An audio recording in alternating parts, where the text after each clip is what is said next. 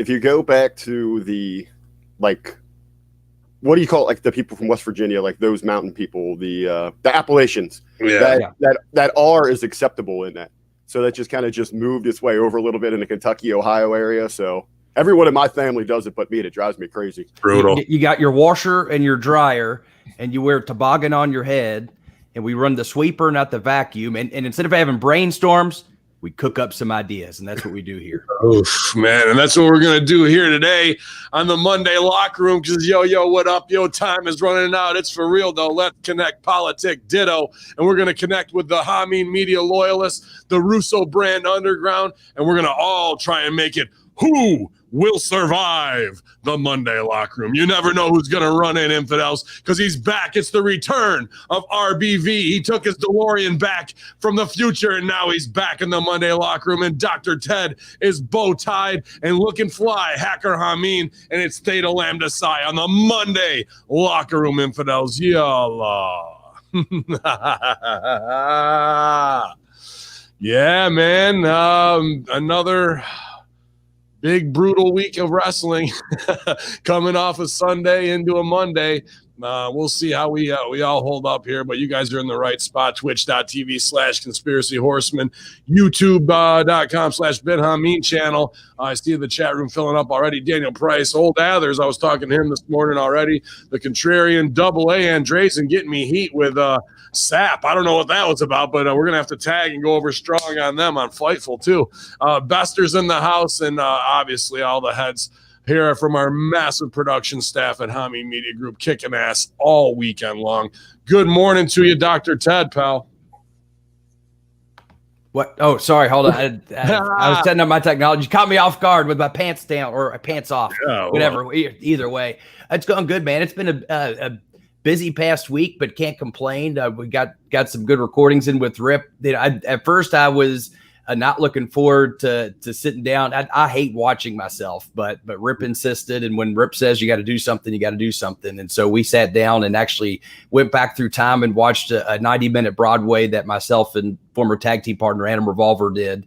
And it was cool to look back. And actually, I'd never, ever gone back and seen the match. I'm just one of those people. If it's for TV, if it's a TV spot, I might go back and watch my timing and see how it got across. But when it just comes to just working a long match, I just never go back and watch. So it was cool to go back with Rip and to go through that. So we're actually going to have that up as a free exclusive on the Hamin Media YouTube page. Be sure to subscribe and check it out. It should be up in the next day or so. I'm going to start the upload process today, and depending on how long that takes, we'll get it up there. Awesome, man. Well, I mean, not to shit on it because it's impressive, but I can beat guys in 8 minutes, so I don't know what's taking you 90 minutes. But he's back, and he's been gone for a minute. It's the mouth of the main event. It's our own, the return of Mr. RBV Fitness. How's it going, buddy? Welcome back to the Monday Locker Room. Oh, man, it feels incredible to be back. But, yes, the RBV is back on the HMG. What better way to kick it off right here Monday morning. Hey, and be sure to got me inspired to kind of just slide back into that role I was in where I got to ask those big questions of you guys. You're talking about watching yourself, watching back matches. Maybe you both could touch on just real quick about how in your training, OVW, wherever it might have been along the line, how much film did you watch? I mean, did they try to push it onto you? And is that important today? You see a lot of the guys that you're working with going back and studying film. Maybe not just their own, but other people's. 100%. Watching film is crucial to getting better.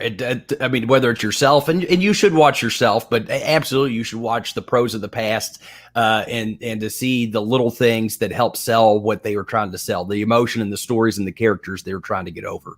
In OVW, Jim Cornette actually had a set of tapes that they just called the Cornette training tapes. And it was just known when you came through OVW as a set of like 12 full tapes of just different matches and stories and promos.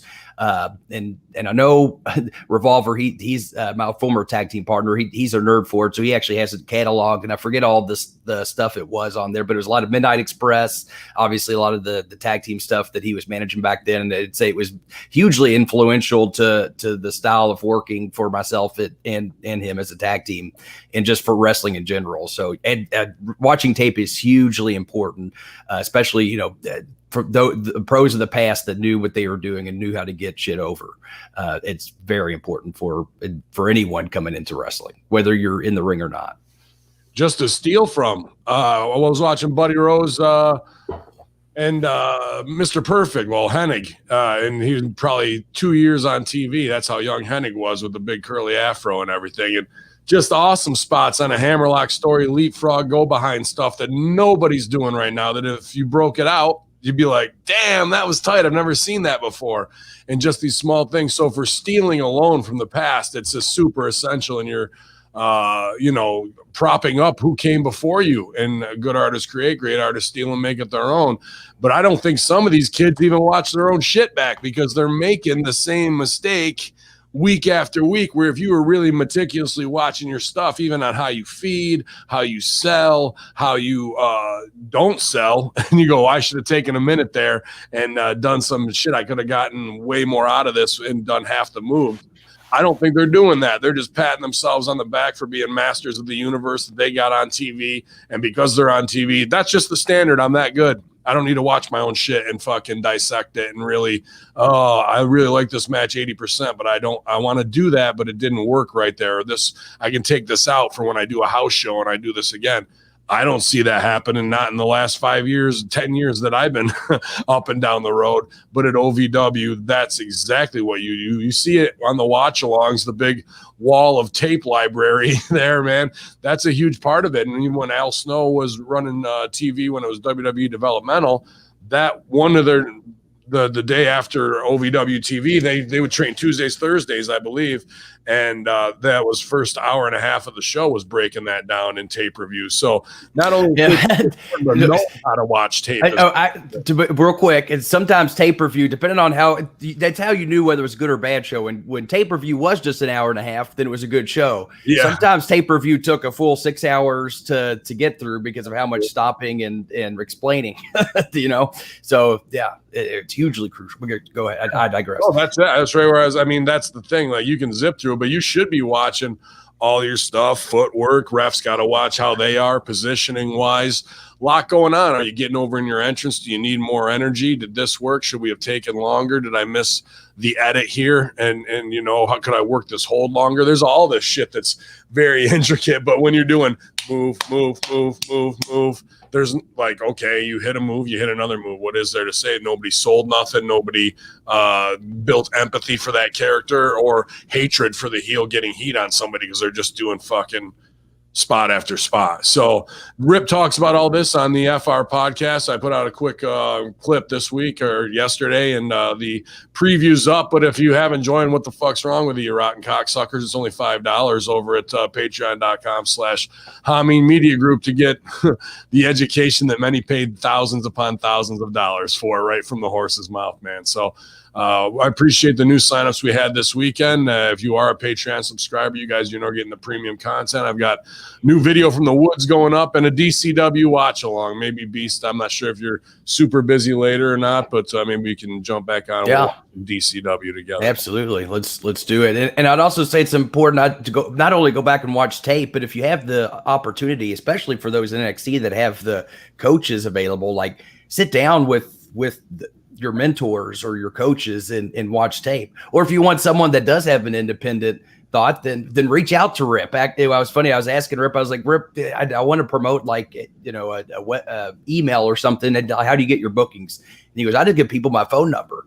I said, well, Rip, I'm not going to just give out your phone number. He goes, I don't care. I was like, well, Rip, I'm not going to just willy-nilly just give out your phone number. But if you are a wrestler and listening, send us a message at HaminMediaGroup@gmail.com. We'll get it to Rip. And there you go. I'm sure he'll charge a modest fee and give the opportunity to sit down and really learn from someone who isn't going to bullshit you. And the thing is Rip is someone who knows you're going to go out there and do stupid shit, but he'll tell you how to do your stupid shit and make it mean something. Mm-hmm. Get it over versus having it not mean anything, and then you're killing yourself for nothing. So to put it out there, if it, for any current wrestlers, wherever you're at, to take advantage of the hustler or somebody to sit down and give you the honest truth.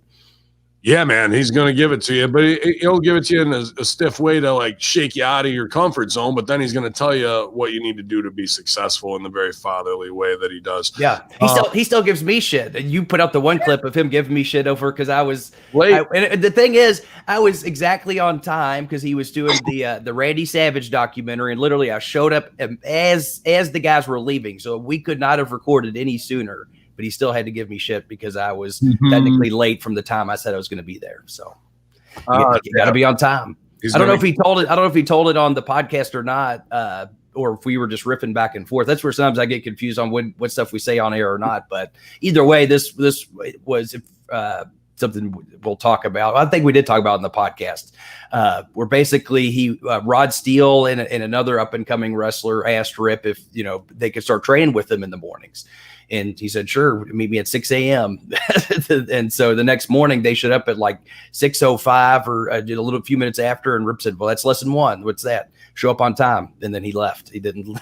That was their training for the day. Yeah. And I was like, well, you got to be on time. Got to. I mean, that's the first thing. Lock the door, keep you out of the dojo. You'll be there on time the next time, no doubt. Yeah, man, a great Rip Rogers episode again. So thank you, Beast, for all you're doing, traveling out there and getting those shows. The hosting's been phenomenal. Respect to Von Lilas always for letting us use the setup and all that kind of shit. I sent him the link. He goes, do you want to interview me now? I go, dude, it's a Monday locker room running if you want. Open invite. So we'll see if Hot Shot Chopper Bond comes on through, man. Yeah, absolutely. I saw that ODB Slam Buddy, just talking to the chat room here. If you can't see or hear us, Slam Buddies made an ODB, character, and they're asking for a Hamin media one or a Hamin one. And I think I'm definitely going to reach out to them this week and see about getting one of those done, the plush, wrestling buddy type things. The ODBs looks awesome. And I looked at the other ones they got up there, they look kick ass. So maybe some new merch coming for Slam Buddies. You can beat the shit out of me and have a punch pillow or whatever it is you got to do. Ooh, I like that. Easy to make one for me. I just get a little doll, put a bow tie on it, glasses, boom, we're good. Off to the races. Or you can just send him money and he'll come over to your house and you can punch him. That's fine. RBV, what's going down in the underground right now, brother? Well, it's just the business as usual. I guess, what do you want to do? Jump to some news here? Or?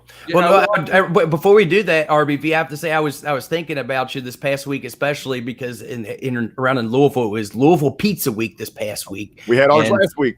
And I had to partake in some of the pies that I like the alliteration there, that our city had to offer. And there were some really good pies. However, I'll say one of the best pizzas I had last week was actually on my way home from filming with Rip. I stopped by the Seymour Brewing Company, and they had a pickle pizza there. 2 kinds of pickles. I know my wife didn't like it, and so I know it's not for everybody, but I was very impressed with the pickle pizza. Did they put the cheeseburger flavor into it, or was it just the straight pickles?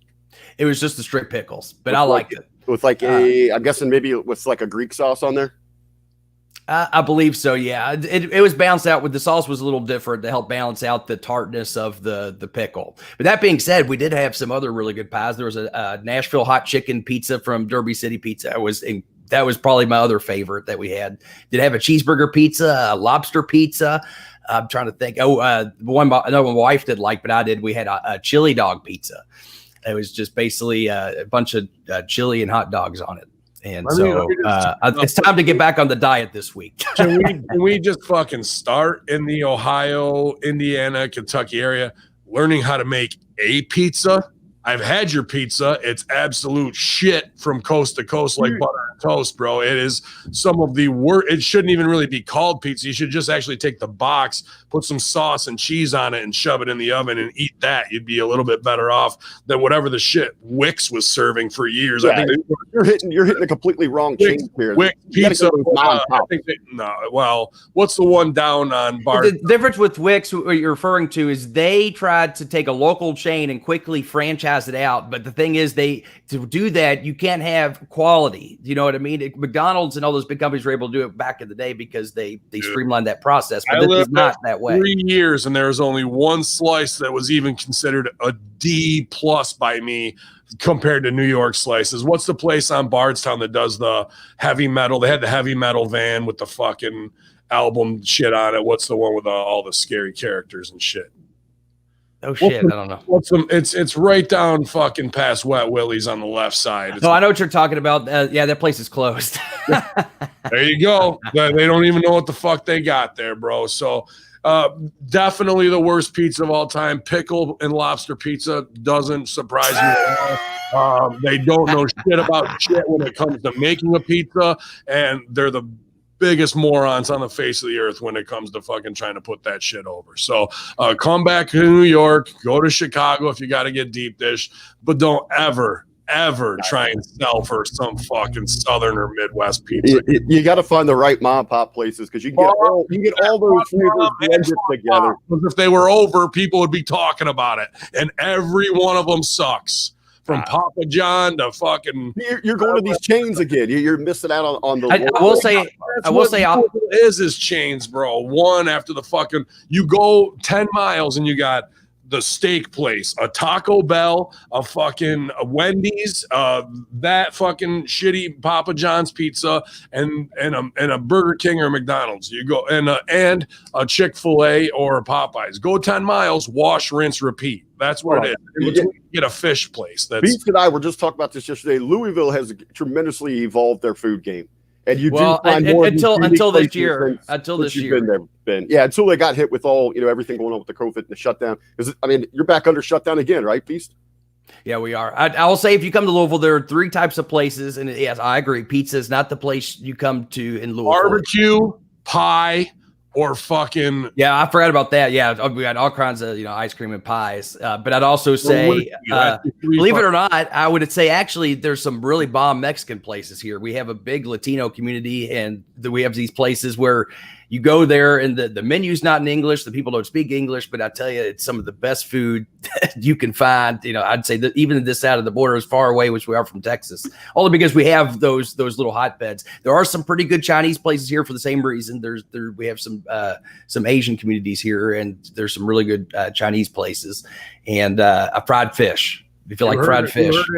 You heard it first. Louisville, Kentucky, #1 place for. No, I didn't say it's #1. I just say Latino and Asian human trafficking coming on through. Come and get, come and get it through the pipeline while they're here on a 6-week turnaround before they make it to Canada. And I'd be remiss. Actually, there were some really good soul food places if you go out towards the west end of Louisville, and I'd tell you, you get some good. Collard greens and some fried chicken, and I'm telling you, it's right up there. Biscuits. You're just a cultural melting pot down there now. You got to do what you got to do, right? Drive 4 hours to Chicago. That's my fucking advice. You want the real deal. Shout out Louisville and Screwville, keeping it weird. But all that hipster shit don't impress me much.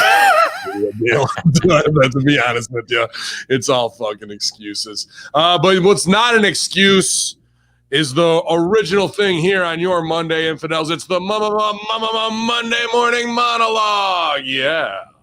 That's right. Every week, sometimes you got to take some wrestling news and you got to turn it into bad dad jokes. And that's exactly what we do here. And I don't know if you do this, getting away from the wrestling for a second. November 23rd is National Espresso Day. And for those that might be tuning in over Wi-Fi, it might sound strange, but it's actually a great idea if you connect your Wi-Fi to your espresso machines. It's truly the only way to get the best Java updates. Enjoy your espresso today, or any other brand of coffee you like, such as the Russo brand coffee from the Broasters, where you can get your Russo Bro coffee, bro. It's the only kind of grind I want to have with my daily grind. So wake me up before you cocoa with a cup of Russo Bro coffee. And even if today the only exercise you get is the French press, know that when it comes to espresso, it's kind of like alcohol. It might not solve all of your problems, but it is worth a shot. As we get into your wrestling news of the week. Last night, guys, The Undertaker, man, he celebrated his final farewell at Survivor Series, and he says that he's likely to stick to it even if Vince McMahon wants him back. But it's okay, because Vince technically can't force The Undertaker to come back, but Vince definitely can still bring back Undertaker's dong. Got to get my dong jokes in while I can. Speaking of The Undertaker, per an official announcement from the WWE, I guess this was prior to Survivor Series, he appeared on Cameo for a limited number of appearances to celebrate his 30th anniversary and final farewell. Farewells. Here, my Kentucky farewell. The Undertaker took part in 30 personalized Cameo videos, and they cost $1,000 each. And I didn't get a chance to purchase this, but I imagine for $1,000, you got a personal entrance of the Undertaker taking a slow 5-minute walk to his computer and then sitting down just before time runs out. Former WWE superstar Mike Bennett, formerly Mike Kanellis, was outspoken in his criticism of WWE this week in light of the recent controversy stemming from the recent release of Zelina Vega, aka Thea Trinidad, along with more talk of wrestler unionization. Bennett said on this, the company is entirely run on fear, and I will not live my life run on fear. Right before Maria said, Mike, and he said, I got to go.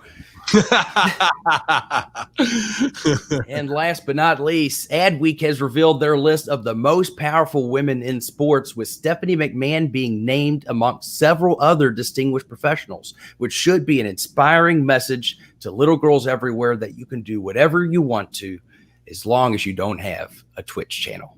Ladies and gentlemen, this has been your Monday morning monologue. Excellent as always. I will also sell for Kentucky breakfast, Waffle House, and Jerry's Diner. That's about the one thing. And oddly enough, although you can get in other states, I'd say Dairy Queen's biscuits and Dairy gravy. Queen in Kentucky, their biscuits and gravy is fucking the Slim Slam. I'm not gonna fucking deny that at all. Yeah, oddly enough, don't get anything else from Dairy Queen. Well, Get the biscuits and gravy. Pickle pizza can fuck the fuck right off. Now, to be fair, that was Indiana. That was Seymour, Indiana. Same thing, bro. I've worked both sides of the bridge. Same fucking thing. Speaking of the Waffle House, if anyone that follows me on social media in RBV Fitness, my delicious of the day, my over the top obsession with Waffle House. I've been thinking about actually reaching out to them, getting like a GoFundMe, a Kickstarter going, where I'll eat nothing but Waffle House 3 times a day for an entire month. Oh, come on. No, you're not doing that. I won't allow you to eat Waffle House 3 times a day. You've got a tremendous variety. I mean, they even have salads and things that you can mix in. I will say it is better than McDonald's, but still pretty brutal. I think the GI tract would be destroyed. Yeah, dude. If you work fucking double session workout in between, then I would allow it. But no way you're just going to fucking eat Waffle House for a month and clog up your fucking heart on my watch. Like that. Ugh, that's fucking hardcore Holly right there, bro. RBV, did you make it through us? Who will survive? Survivor Series last night, buddy. So I look around, and since I've taken the time to step away, I think I've taken a different perspective on pro wrestling, where instead of every week just really sitting down and trying to analyze what's happening there, I've been taking more of that fan viewpoint. And as I go around social media right now, it seems people are really down on this thing. I wasn't as sour on this show. I mean, going in, I had very low expectation. It was a gimmicky show. It's one of those novelty shows.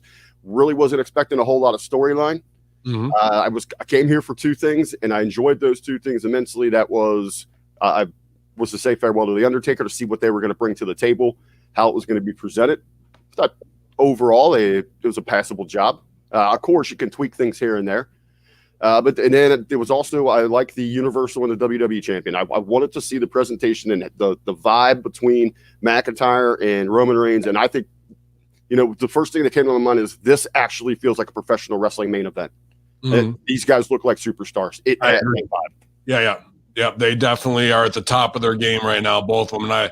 But that's a long time to wait. It's much like Friday. Everyone's going, there's no stakes tonight, and there's no stakes. And then we get the Roman scene. But that was after the Monday payoff with Orton, which seemed pay-per-view-esque. And, I don't know, why flip the title back and forth? We didn't get any real stakes till Friday, just before Sunday, to make this main event mean anything. Oh, one thing on the Monday morning monologue.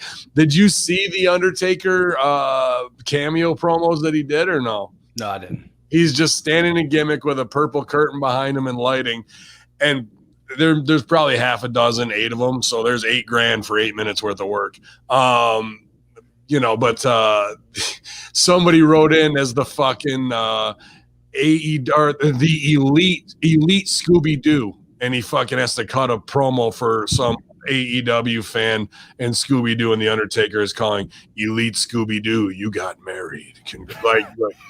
That's the one I watched just before we went on air. In the same fucking day of his retirement, they're releasing the Elite Scooby-Doo $1,000 promo. I got a big problem. Well, they did 30 of them though. That's $30,000, and if that all went to the Undertaker, then what's his WrestleMania payday? Sure, it's probably much more than that. So now you're gonna whore it out for 30 fucking K. You could put a 0 on the 30K, and it ain't as much as he makes at Mania or going to Saudi Arabia. So not only are we gonna say goodbye, but within 12 hours later, he's gonna be putting over Elite Scooby-Doo. Are we at complete whore on the fucking street corner, take my teeth out and give you a gum job level yet? Are we at that fucking point in whoring out these characters? What absolutely surprised me about it was I thought last night, saying that I enjoyed it in the moment. I really felt that was the farewell. Now let the persona rest in peace. Now go be the man. We can't do that. Fucking Elite Scooby-Doo needs us to fucking put him over. I did also see apparently Undertaker's on TikTok now, so I can't wait to see him fucking doing the new dance to fucking I Love It When You Call Me Big Papa. It's gonna be fucking great out there, dude. It's gonna be some really good stuff coming from Mark. Holy shit, brutal. I like When You Call Me Dead Papa. Oh man, I had a couple notes on the show I wrote from last night. Actually, we'll get into it. My wife did watch it. We'll have another edition of No Context Commentary. But it's a couple of things I said. The Street Profits in their promo when they were putting over all the old wrestlers. Did you think at that point, Ben? I couldn't help but think, well, they just completely undermined themselves. They basically were saying, "Hey, remember all those great wrestlers? Well, it's not us." You know what I mean? I just like that's always the chance. It's the thing is like unless you're doing like a character that is like the goofy underdog character that's like, oh, I love all the wrestlers. You know what I mean? And they're not doing that. They're supposed to be the cool. They're supposed to be the cool guys that we're imitating. Instead, they're imitating all the other old time wrestlers. It's like you don't do that as you're trying to present yourself as a superstar. You don't look like a superstar by putting over other superstars like that. You know what I mean? Like I don't remember when Honky Tonk let them do that. Honky Tonk Man come out dressed as Macho Man and tell him how good he was and shit. You don't remember that? Dude, they look like fucking child cosplay marks. Yeah, it doesn't come off as showing respect. They look like. Remember used to be? Remember when our heroes used to be? We're just kids pretending it's Halloween all the time out here. And then I say, I'm the best wrestler on SmackDown right now. Okay. I haven't heard that before. CM Punk Part 2, the female version. Here we go. I will say, speaking of females, I don't know what you all thought about it. I loved that women's finish, and I thought Lana did a good job putting it over. Like I was like, I thought that was great. They made a baby face there. Now the question is, what will they do with it? But that moment in time that they created that spot, that was awesome. I thought.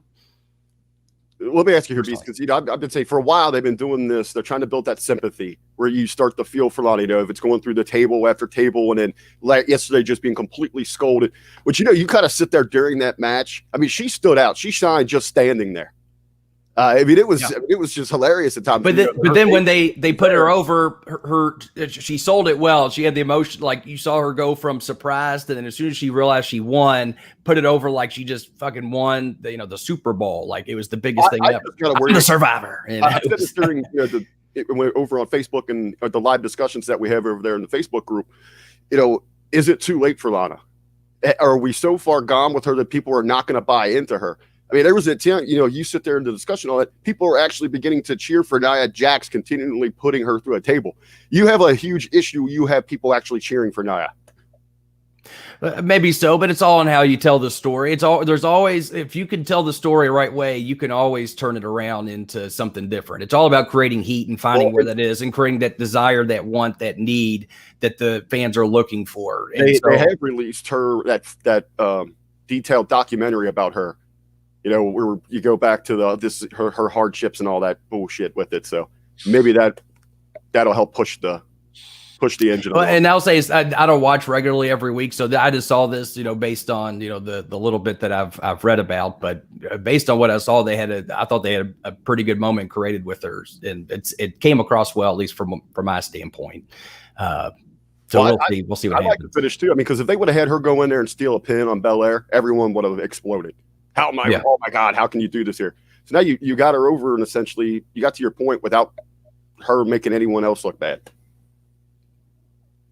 This finish was only half done. I didn't like that. I mean, that's not that I didn't like it all. Her standing there, I knew it was coming where she doesn't have to do an oh my God, I Miss America fucking thing. But then Girthquake gets up behind the fucking barrier that she got shit canned over, and that we have the facial of her, and that should be fine. But that's when she should have come in and gotten her for number 10 through the table. She wins the match, but we didn't play out the game. Now the game is over with. If they do it tonight on Monday Night Raw, the satisfaction will not be there nearly as much of putting her through that table as if she would have won, had the moment, and then the heel steals it from her right there. So it's either game over at number 9, which leaves us unsatisfied because we like things in 3s, 10s, and pairs. And, so they F that up fully. And she also had makeup smeared on her face for whatever reason as a rib. I don't know what that was about. Let's never put over Lana's wrestling again or her tough time ever. It's all just the whole thing has been a rib from the jump. Like, I'm not selling for like Lana's talent or whatever when she cuts promos as CJ. So that are crying of, oh, she's worked so hard and she was on the road 300 days a year and now her partners. Oh, who gives welcome to wrestling. You get a shot that fucking 80,000 people want. And even if you were getting ribbed week after week going on internet and selling for it, even if that's a work, is the wrong thing to do in the face of what they're trying to do to you. So that further goes to show me you don't understand the shark tank that you're swimming in, even though they're taking bites out of you every week. Because if it was, you'd do it with a smile on your face and not go sell for it, because that's exactly what they want you to do. So if you can't operate at that level, in my opinion, you shouldn't even have the spot. You shouldn't even be up there trying to do that kind of shit. And Mike Canales knows better too. He's been in this business for a long time, worked all the indies, but you're going to sell for it? Holy shit, it's a toxic environment in an old boys club. You didn't know this the last 25 years you've been watching and been in the business?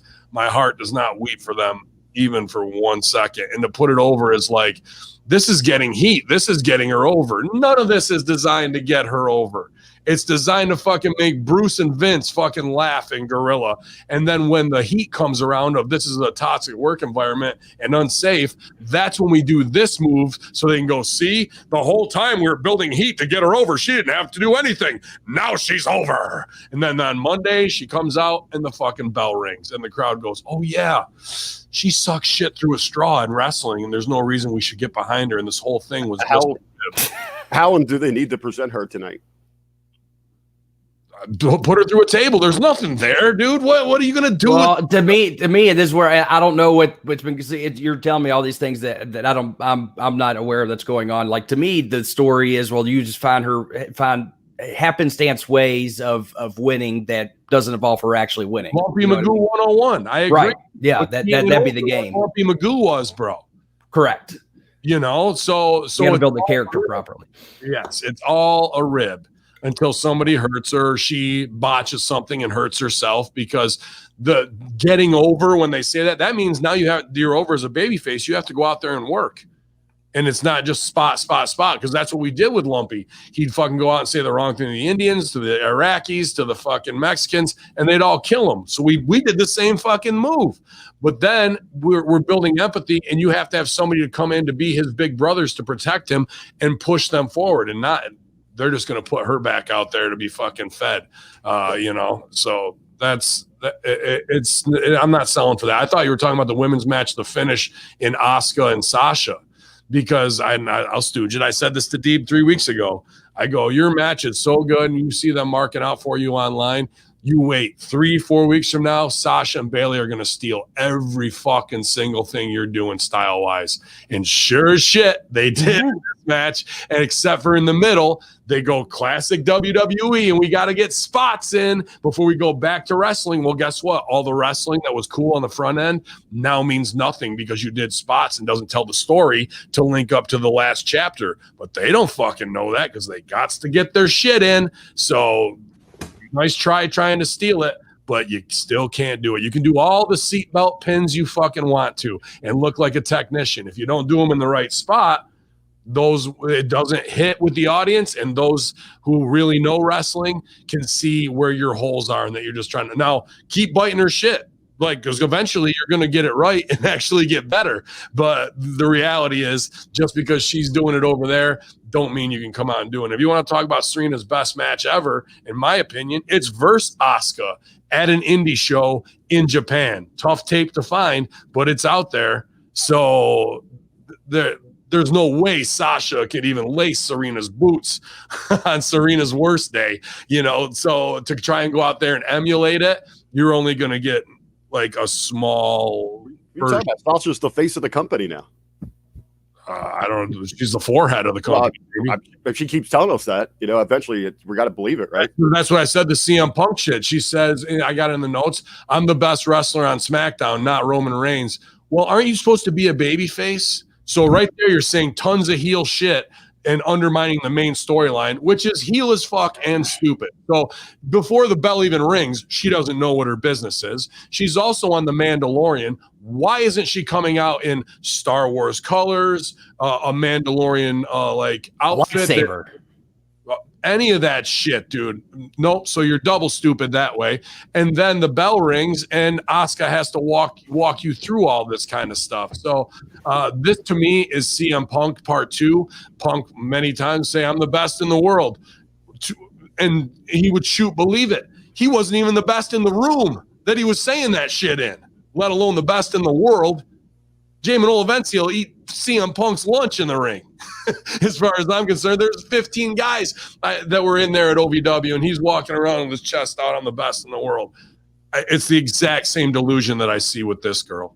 And I will say, speaking of crossing over, I guess just entertainment and things in general, kudos to the New Day. I was pretty happy to see them with the Gears of War thing. Like, that was smart, and it made me wonder, because I know all three of those guys are big video game nerds, if they help facilitate that deal with Gears of War. Because are you trying to trigger me, dude? Are you trying to trigger me this morning already? Fucking New Day comes down, Gears of War.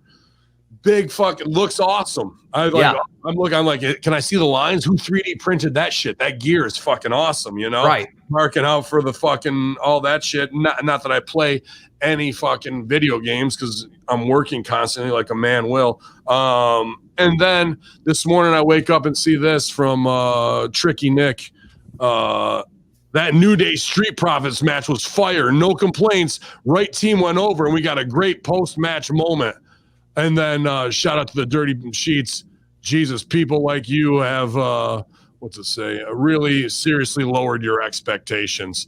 Whatever it is, whatever with the match, I don't give a shit. Here's Hausman's been in the biz 5 years. And who's this? Sorry, I'm bad at knowing who these people are. Dude who I came up with in Chicago. Okay. Zone, who brought me on. Oh. Okay, yes. Okay, yeah. All those bridges, and now he's at WrestleInc, and WrestleInc gets paid by AEW, so he gets all the fucking access to the top guys to interview him. So that gives him credibility. But when you hear him on these scrums and whatever, trying to kiss Kenny Omega's ass, it's blatantly like Mark level cringy. You know what I mean? Yeah. So here he is again, right on the heels of that, with New Day's over, Street Profits over is the right decision. Nope. Shows that you have no idea. You have no idea what you're talking about whatsoever. You don't send the guys out who have their own video game, who are new downloadable characters in a mainstream video game a month before Christmas and have them go under. The fucking stupidest choice on the show. Anybody who puts it over exposes themselves as a full-on moron. What do the Street Profits have to do where he's coming down with the ducky hat from fucking Pretty in Pink to like get that reference over? Meanwhile, they look like the Black Student Union step team that just stepped off of the fucking basketball court so we can get all of the black stereotypes in. Meanwhile, these guys got an actual fucking mainstream product to sell. Put them under. Okay. All right. I guess so. Marketing wise, everybody is an idiot. And then here come the Sheets. That was the right decision. Oh, really? Tell me why. Tell me psychologically why that was the right decision. It's just another case of people living inside the bubble, professional wrestling, where they can't look outwards. They don't see a grander appeal, growing an audience, truly bolstering your brand. Like you said, Ben, I mean, just a fucking terrible swing and miss. Just terrible. I got to say what's up to the chat room again. My man Brando, local. I'm hot this morning, brother. They got me fired up posse style with this dumb shit. Not these two, but fucking the world's selling for absolutely everything that's wrong because they don't have a clue about what's good anymore. So I know what's good, and that's my man Brandon Doherty and his guitar playing. I could use some of that right now. I played that Possum Kingdom the other night that you guys rocked so hard. It took me back to simpler times when I was. Was that the Toadies? Yes, the Toadies. Nice. Yeah, that's only on the downstroke, one of his early bands, and a phenomenal musician, Nirvana level musician as far as I'm concerned, and a goddamn good guy and a longtime friend of the posse, man, Beast, and an associate. So he's been supporting. And up here in New York, a lot of people want to brag on me and fucking do whatever, but at the same time, they're secret haters because that's what we do in New York. But not Brando, man. Solid fucking soldier. I just wanted to give him some respect. And respect to everybody who's at YouTube right now or twitch.tv/Conspiracy Horseman or last night in the Discord during the watch long. I didn't feel like getting the channel pulled for fucking Survivor Series. Not worth it. Y'all, I'm red hot this morning, but I'm glad because RBB is back in the house. Even though these guys don't know shit about food or finishes. I will say, Ben, if it makes you feel better, you weren't the only one that had some grievances. Granted, they were different, but since we were talking about it anyway, I figured I'd go ahead and segue into our brief but yet entertaining segment, No Context Commentary, where every now and again, my wife and I will sit down and work our way through a pay-per-view, and she doesn't watch it all. I at least try to keep up with wrestling. And so here were her unadulterated thoughts without any context whatsoever throughout last night's Survivor Series pay-per-view. Who is that big guy? I hope he doesn't talk. Why is his name Riddle? Why can't he use his first name? That's stupid. Sheamus is good. How did his scrawny ass think he could beat Roman Reigns? Oh boy. You ever notice with baby faces, there's always that one get her done kind of guy? That's him. Talk about Otis. Right. Seth used Just for Men right before he came out. He's supposed to be a father. All of these guys are talented, but they're all misfits. I mean, what did they expect? Why is he spilling cereal? Is he feeding someone under the ring? Are those the cup people? Oh no. That's the dumbest thing ever. They aren't heels because they're good. They're heels because they're douche dumbasses. If they don't want to be liked, they've succeeded. That's stupid. But I had to explain that the Street Profits were not heels at all, actually. Roman Reigns borrowed Seth's Just for Men. He had time to tell him he didn't have time? That doesn't make sense. Why does Nia Jax have a vagina on the front of her outfit? I won't say anything mean. Go back and look, by the way, because she said that. I didn't even think of it. Yeah, I wondered what it was too. I thought maybe she tripped and had fallen on a small animal and it just splatted on the front of it there. But perhaps a vagina or perhaps a mix. She went on to say, I won't say anything bad about Shayna Baszler, though, because she could kill me. That's so stupid that they waste pyro with nobody there. I'm watching the pyro from home, and I don't care. Why is Paul Heyman lovingly looking at Roman Reigns? And then she proceeded to sing Can't Take My Eyes Off You by Frankie Valli in the Four Seasons. Drew McIntyre looks like they got a great deal on Just for Men. Keeps going back to the Just for Men. Yeah, that's the third time it hit in the rule of threes, though. That joke hit the third time. I know. I'm rubbing off on her. Drew McIntyre doesn't have a tribe because he wrecked them, so they left. I give them a thumbs up. They both can live. They aren't social distancing, and most of them look to be high risk.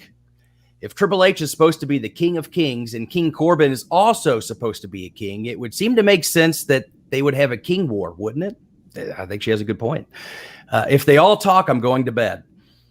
Kane is the only one social distancing and wearing a mask. How ironic. Vince McMahon looks like he sold his soul to the devil. It took Undertaker longer to get to the ring than it did to do his promo.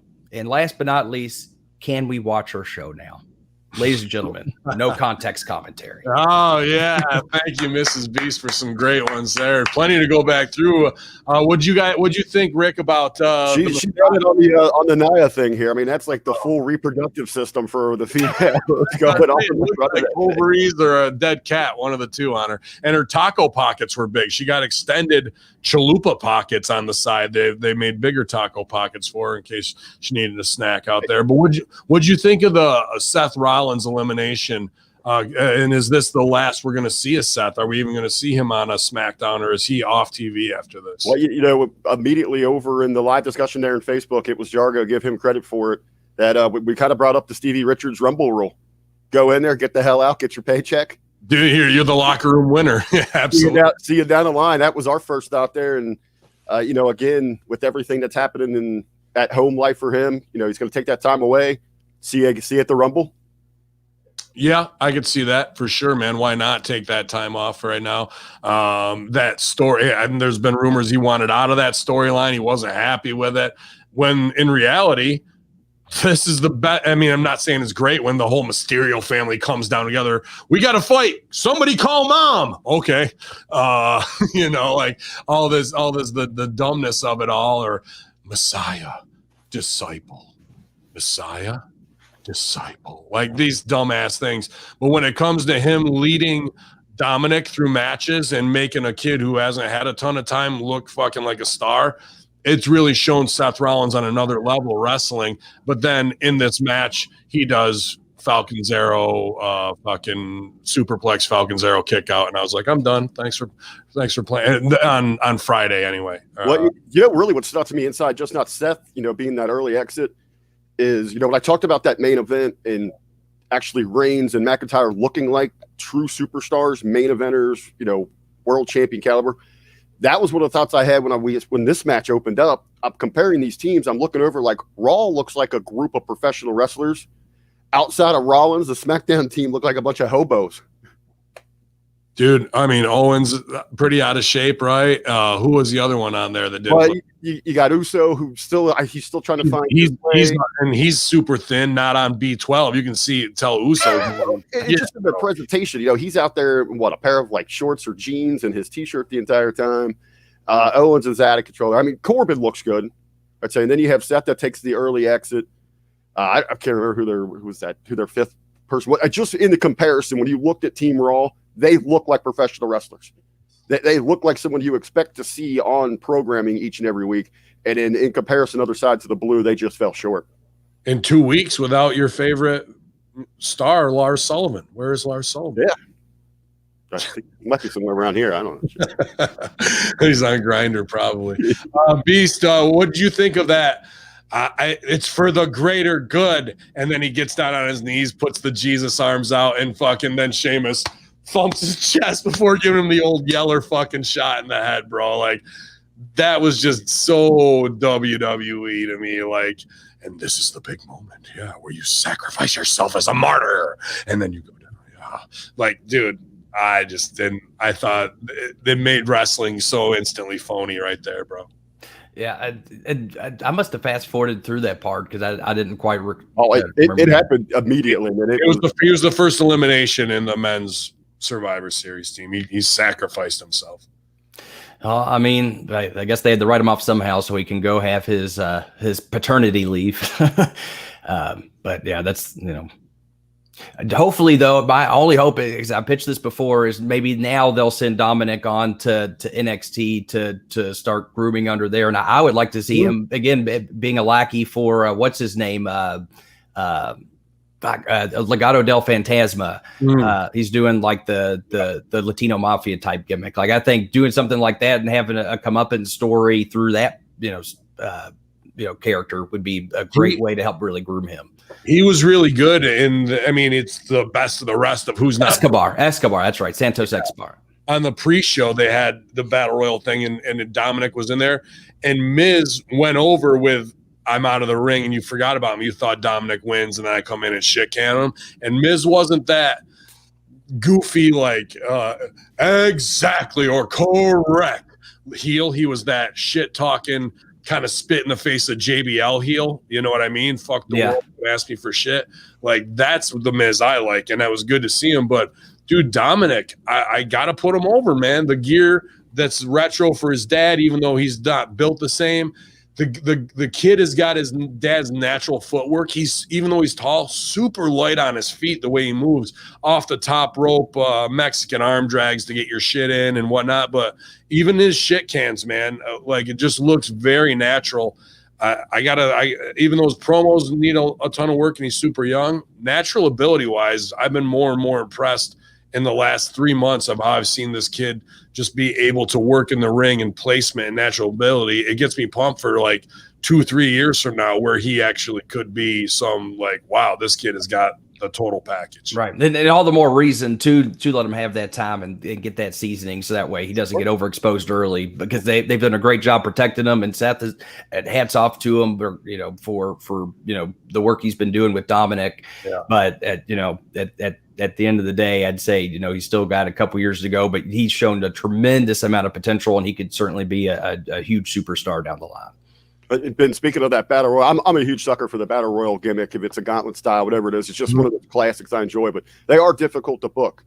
I really enjoyed when they got down to the final 3 of these. Well, because it gets so repetitive. There's not a lot you can do with it. But right. But if you want to heel on a guy, and usually when you see somebody slide out, that they're going to be it. I had forgotten the Miz slid out, and I thought Dominic was up there, and that's when I was like, oh, good on them. They got me. I really liked how they did this one, though, because it showed – the ring awareness and the veteran, just the know-how of the Miz about how he got under the rope real quick, just enough time so it wasn't an elimination, and then he kicked out. It wasn't like one of those, he went and hid for 20 minutes. I mean, it happened. Right. Yes, you're 100% right. That definitely made the difference on that. Somebody at Society 858 says Lashley should have won in 30 seconds versus Sammy. I agree. Sammy took a ton of heat, which to Beast and I, Rip Rogers wise, goes, if you're going to win, the other guy should kick the shit out of you. It should go 90-10. So it went 90-10, and Sammy lost.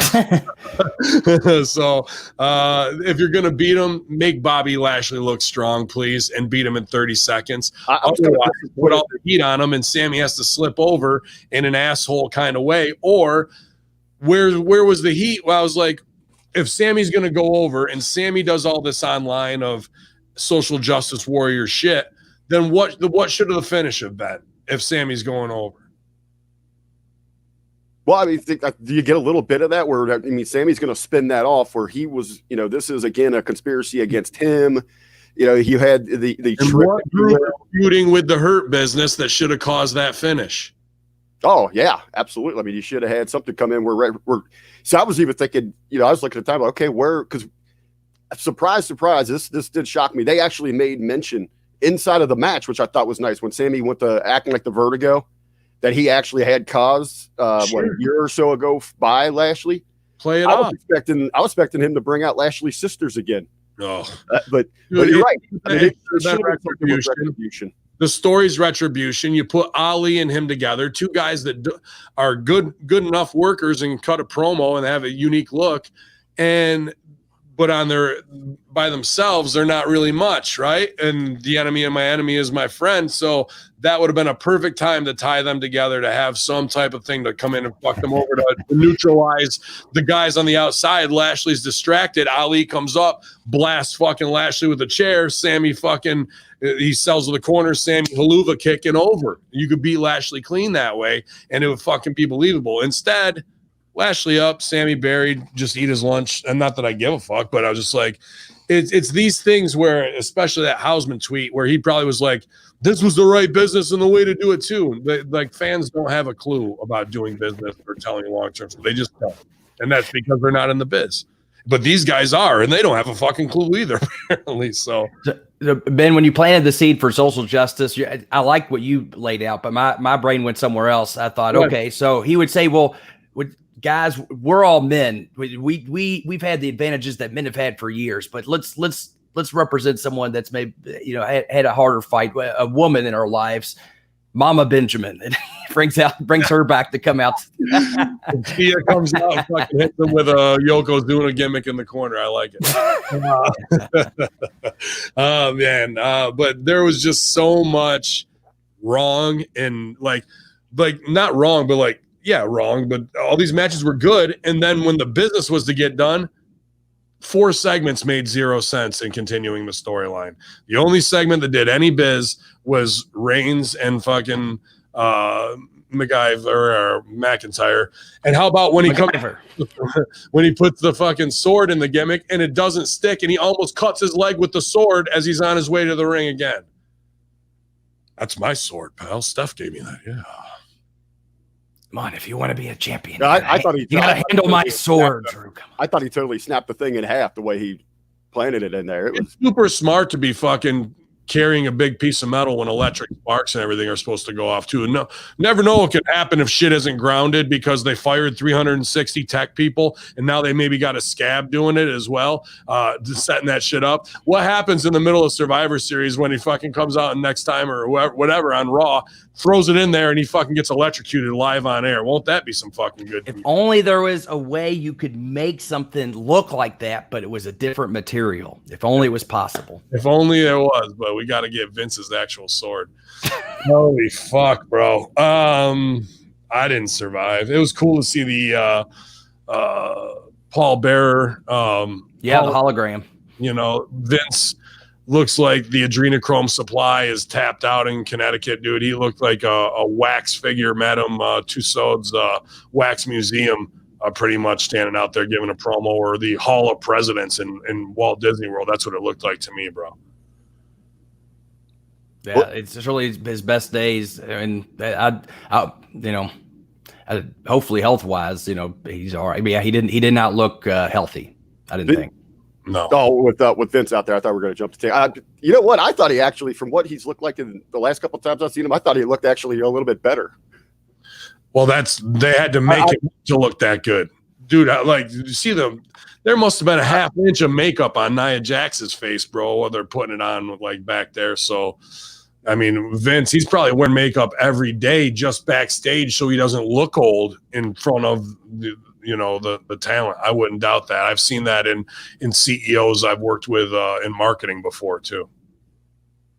Oh, absolutely. Especially with somebody, I mean, if you just heard, the loose, ends about the ego and the presentation, how he, wants to hold himself. Absolutely. He's, taking those kinds of steps.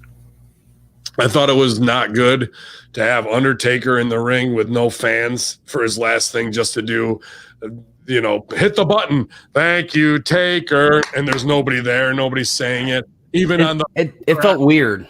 Rest in peace. When they were doing the in peace, they had that lined up too. And somebody missed the trigger on that. And it went rest in peace. Like if you're doing the shit pre-tape or whatever, it doesn't matter. So it was just really trying during this COVID era to do something. Why not put the brakes on instead of trying to sell it out? But we've sold this Undertaker thing out 5 times in the last 3 years. So what's it matter anymore? And the guys backstage right after that in gear talking to Elite Scooby-Doo. We're done. Scooby Dooby. That's what gets me is, you wake up this morning and you see that now that he's gone, like I said, earlier there, I thought this was going to be it. This was where you put the persona to rest. And I thought in a sense here, and even going to this, why were they rushing this thing? Why wasn't this announced and planned out? I mean, it still to me should have happened at a WrestleMania. Jargo's always mentioned here when the Undertaker goes into the Hall of Fame that it should be just the Undertaker. The whole show should be him. And that kind of tribute. You should have done that going into next year's WrestleMania. And that would have been to help build back towards that brand. This all felt really rushed, but inside of the moment, they just had him out there. He says goodbye. To me, that was like, okay, the persona is gone. You have put the Undertaker to rest. Now go be Mark. Go be the man. Do whatever you want to do there. That's fine. You protected the business for, and this persona for 30 plus years. Thank you for that. Now go on your way. And then you wake up and he's cutting, $1,000 promos for Scooby-Doo or whatever it might be. I'll say just play devil's advocate. I mean, I think they were just doing it for Survivor Series 1 so it could have its own spotlight. In WrestleMania, there's so much other things going on that, something like that of that importance can get lost in the shuffle. And plus, it was celebrating the anniversary of his debut and coming back around. And so there's something to be said for that. That being said, I agree wholeheartedly. It's something that should have been put on hold until we could have fans in the arena to really appreciate and take in that moment. It felt kind of forced, and it felt right away from even the ring announcer when he announced it. It just felt off. It was like, ladies and gentlemen, let's hear the final farewell of the Undertaker. Like he just sounded like just way too happy. Like this guy's leaving, hooray! It's like it didn't sound right. It just sounded very forced. Like Well, I do like how you put that there, Beast. I mean, this should have been something that was a bit of a sorrowful moment. I mean, we're saying goodbye to the greatest persona that the WWE's ever produced. They are, one of the greatest in professional wrestling. And it should have been more of, and especially ties into the gimmick there. Everything about him, it's been about like funeral-esque and Scooby. All elite Scooby-Doo. That's how I'm going to address you. Well, all elite Scooby-Doo.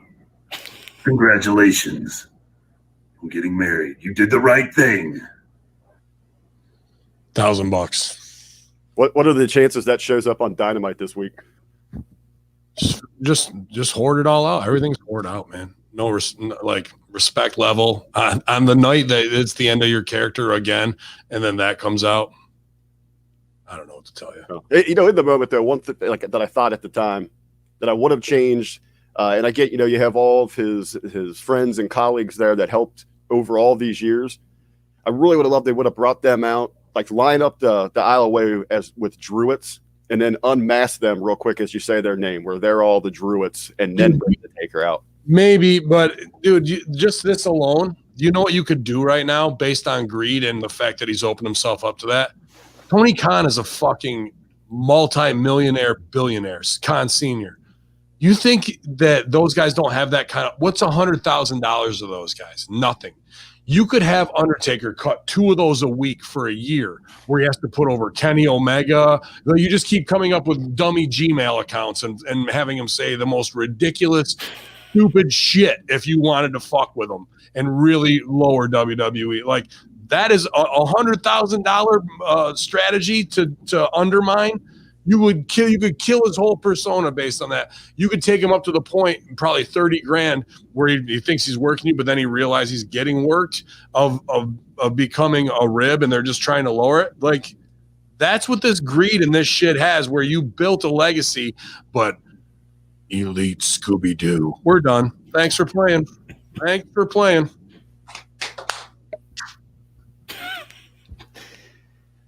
It still just sounds unreal. Hearing that playing back in my head. Dude, this is easy Cold War strategy. Like, why wouldn't, even if you had to do 2 or 3 more before he caught on to the rib, you know what I mean? Like, why wouldn't you? That's the easiest. That probably could be Cody. Best $1,000 you ever spent. You just undid 20 years worth of work with that. Listen here, Bullet Club 69. Yeah. Yep. Oh, man. Lemonade Cassidy, you're the best wrestler on the roster. Cheeseburger Cat. Just bad. You got headlines? You want me to do headlines? I got a lot of them. You got something to go through here. Nick Hausman said some shit to the Bucks. Whatever. Nobody cares. Triple H, you might have heard of him. He discusses if the Undertaker will remain retired. I've also been asked if he stays retired, shouldn't he stay? If he stays retired, shouldn't he stay retired? Will he come back in 2 years? Will that be a mistake? When it comes to all that, I can only give my opinion. He represents everything amazing about our business. There's a uniqueness to it. He's different from any other character. That's why I think Mark Calloway should be able to do whatever the fuck he wants. He's earned that right. Okay. Yep, there you go. So, I mean, does that read around? And I agree with what Triple H says. I think that that Calloway should get a little bit more leeway of what he wants to move into. But does that leave the open for when, as the company needs a payday from Saudi when they're allowed to travel again, that we'll probably see him back at some point? Of course, that's exactly what it means. It's not about Vince wanting to march him out. It's about the Saudis being stuck in 1997 and think that Undertaker is still on top because they're disconnected. And when they go, we want the Undertaker, Vince goes, he's retired. And they go, $1.2 million. Sorry, he's retired. $2.2 million. Oh, I'll make the call. And then Taker, get elite Scooby-Doo on the phone. Like that's what it is. This is the carny business. You just hold out for more money. Stevie does it all the time. Get ready. Undertaker, Sergeant Slaughter, only in Saudi Arabia, 2021. Taker's final farewell wasn't the only 30th anniversary celebration that took place this last night of Survivor Series, as the infamous Gobbledygooker, reemerged from parts unknown during the pay-per-view kickoff show. For those unaware, for the months leading up to the 1990 Survivor Series, WWE teased the arrival of the brand new character hidden inside a giant egg. Instead of exciting new member of the roster, fans got Hector Guerrero dressed up in a turkey costume that were understandably less than pleased by the big reveal. In hindsight, it's hard to tell where the concept went wrong. The Gobbledygooker showed up for the first time in many years on Sunday and rolled up R-Truth to win the 24/7 championship. While he was being interviewed by the kickoff show panel, yes, seriously, the Gooker's glorious reign only lasted about an hour and was pinned backstage by Akira Tozawa, who was then pinned by R-Truth later right after that. According to Insider, via Paul Heyman and Pat Buck, the actual person inside of the Gooker costume was none other than drum roll, Drew Gulak. Gulak is a member of the Monday Night roster, but sadly hasn't been doing much outside his occasional 24/7 comedy segment since coming over from the WWE draft. I'm sure we'll get a PowerPoint presentation on it soon enough. Drew Gulak is the Gobbledygooker, you guys. Well, coming out dressed as a turkey, kill his career. If so, I suspect foul play. Oh shit! had to. Yeah, can't stop, won't stop. Lana, you might have heard of her. She's the sole survivor.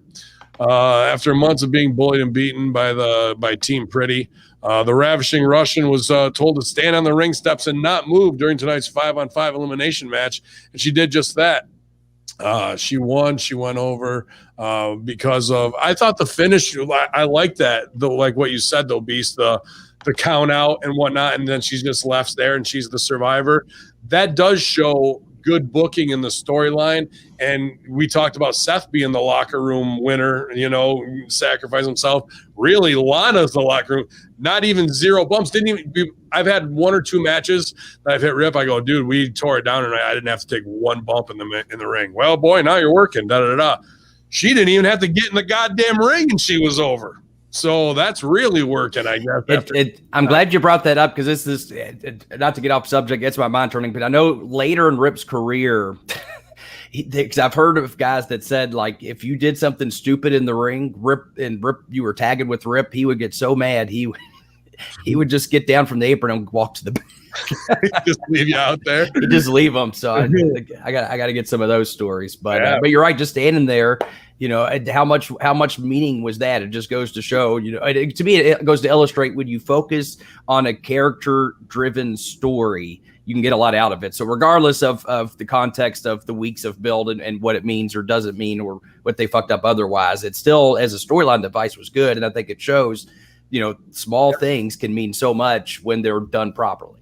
The best acting we do is when we say nothing at all. Yeah. And that's all she had to do, was be a visual there and show the emotion.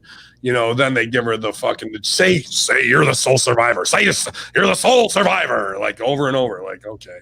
We're gonna see the musical next week. The first I was afraid. Yeah, it's coming, man. And then through the table. Yes, I see. No, there you go. That's good. Like, that's how Raw opens up, with her singing that. Yeah. And then at the very end, I will survive. This is the table band. Yeah, I'm a survivor. I put you through a big old table, and now I'm starving. You know what? You want a rating spike? Let's just make it all a musical. Raw the musical. That's what we need. Raw. I've had it written for about 3 years, bro. And then they did the Dinner Debonair. After months of being bullied, she won. Lana reveals she's dealt with mental health struggles this year. During the latest WWE Chronicles, Lana opened up about the mental health struggles she suffered over the past year. For me, what was really, really, really hard was usually going to arenas and people boo you. It's like something about the energy. You're like, oh, I'm in control of this, right? But then when all of a sudden I don't interact with any people whatsoever, and I'm just at home and I post something and everyone's just so mean, I couldn't handle it anymore, because that's like my only interaction with human beings is my Instagram account or Twitter. And now everyone in the comments is like, you should be fired. I remember texting my parents and being like, please pray for me. My mental health is doing really bad. I'm really depressed. I can't take it anymore. I'm just so sad. Like, I don't want to do anything. Brutal. Like, is it like the growing theme with these documentaries and all these releases here? They just have to go to like the suicidal side of these individuals. I mean, wasn't Braun Strowman just recently doing the same thing? Yes. Look at what we're seeing here. You are seeing children who are sexy or big or freaks of nature getting contracts. Never worked on the indies, never been over and paid their dues on the road, and instantly, because she's fine as fuck and her husband is a big badass dude, and you know, like kind of can't, and he's the same thing, didn't really work the indies that much, fucking to learn his craft, just got signed and fucking in FCW, and we'll tell you you're over. You know, they're not equipped. They are not equipped coming through like an OVW system. We're trained. You know, when you're getting signed by WWE from where we came from, JBL's going to cut the fucking sleeves off your jacket while you're out there doing something. Triple H and Shawn are going to try and bury you, but then at the same time, when you get over with the rest of the Spirit Squad, they're going to suck right onto your fucking gimmick like leeches, because they know that's the hot thing right now, and we'll give you the rub and get over, and then they'll get rid of the rest of you when they've used you up and wiped their ass with you to stay on top. Like, we know all this shit as independent students going into OVW, coming out of OVW into WWE, how to expect and play the game. That's why a guy like Santino Marella lasts a long time. You know what I mean? And he was someone that was getting tested night one, taken out to the bars, and then told to be back there early the next days to do it. And they knew he was hungover as all hell, but you know, he knew he was getting what he's getting into. He just took his shots like a man and showed up the next morning and kept going from there. And do you think he's gonna he's the last class of guys, him, JTG, those dudes that went up there that aren't crybaby, had everything given to them and don't know how to handle it?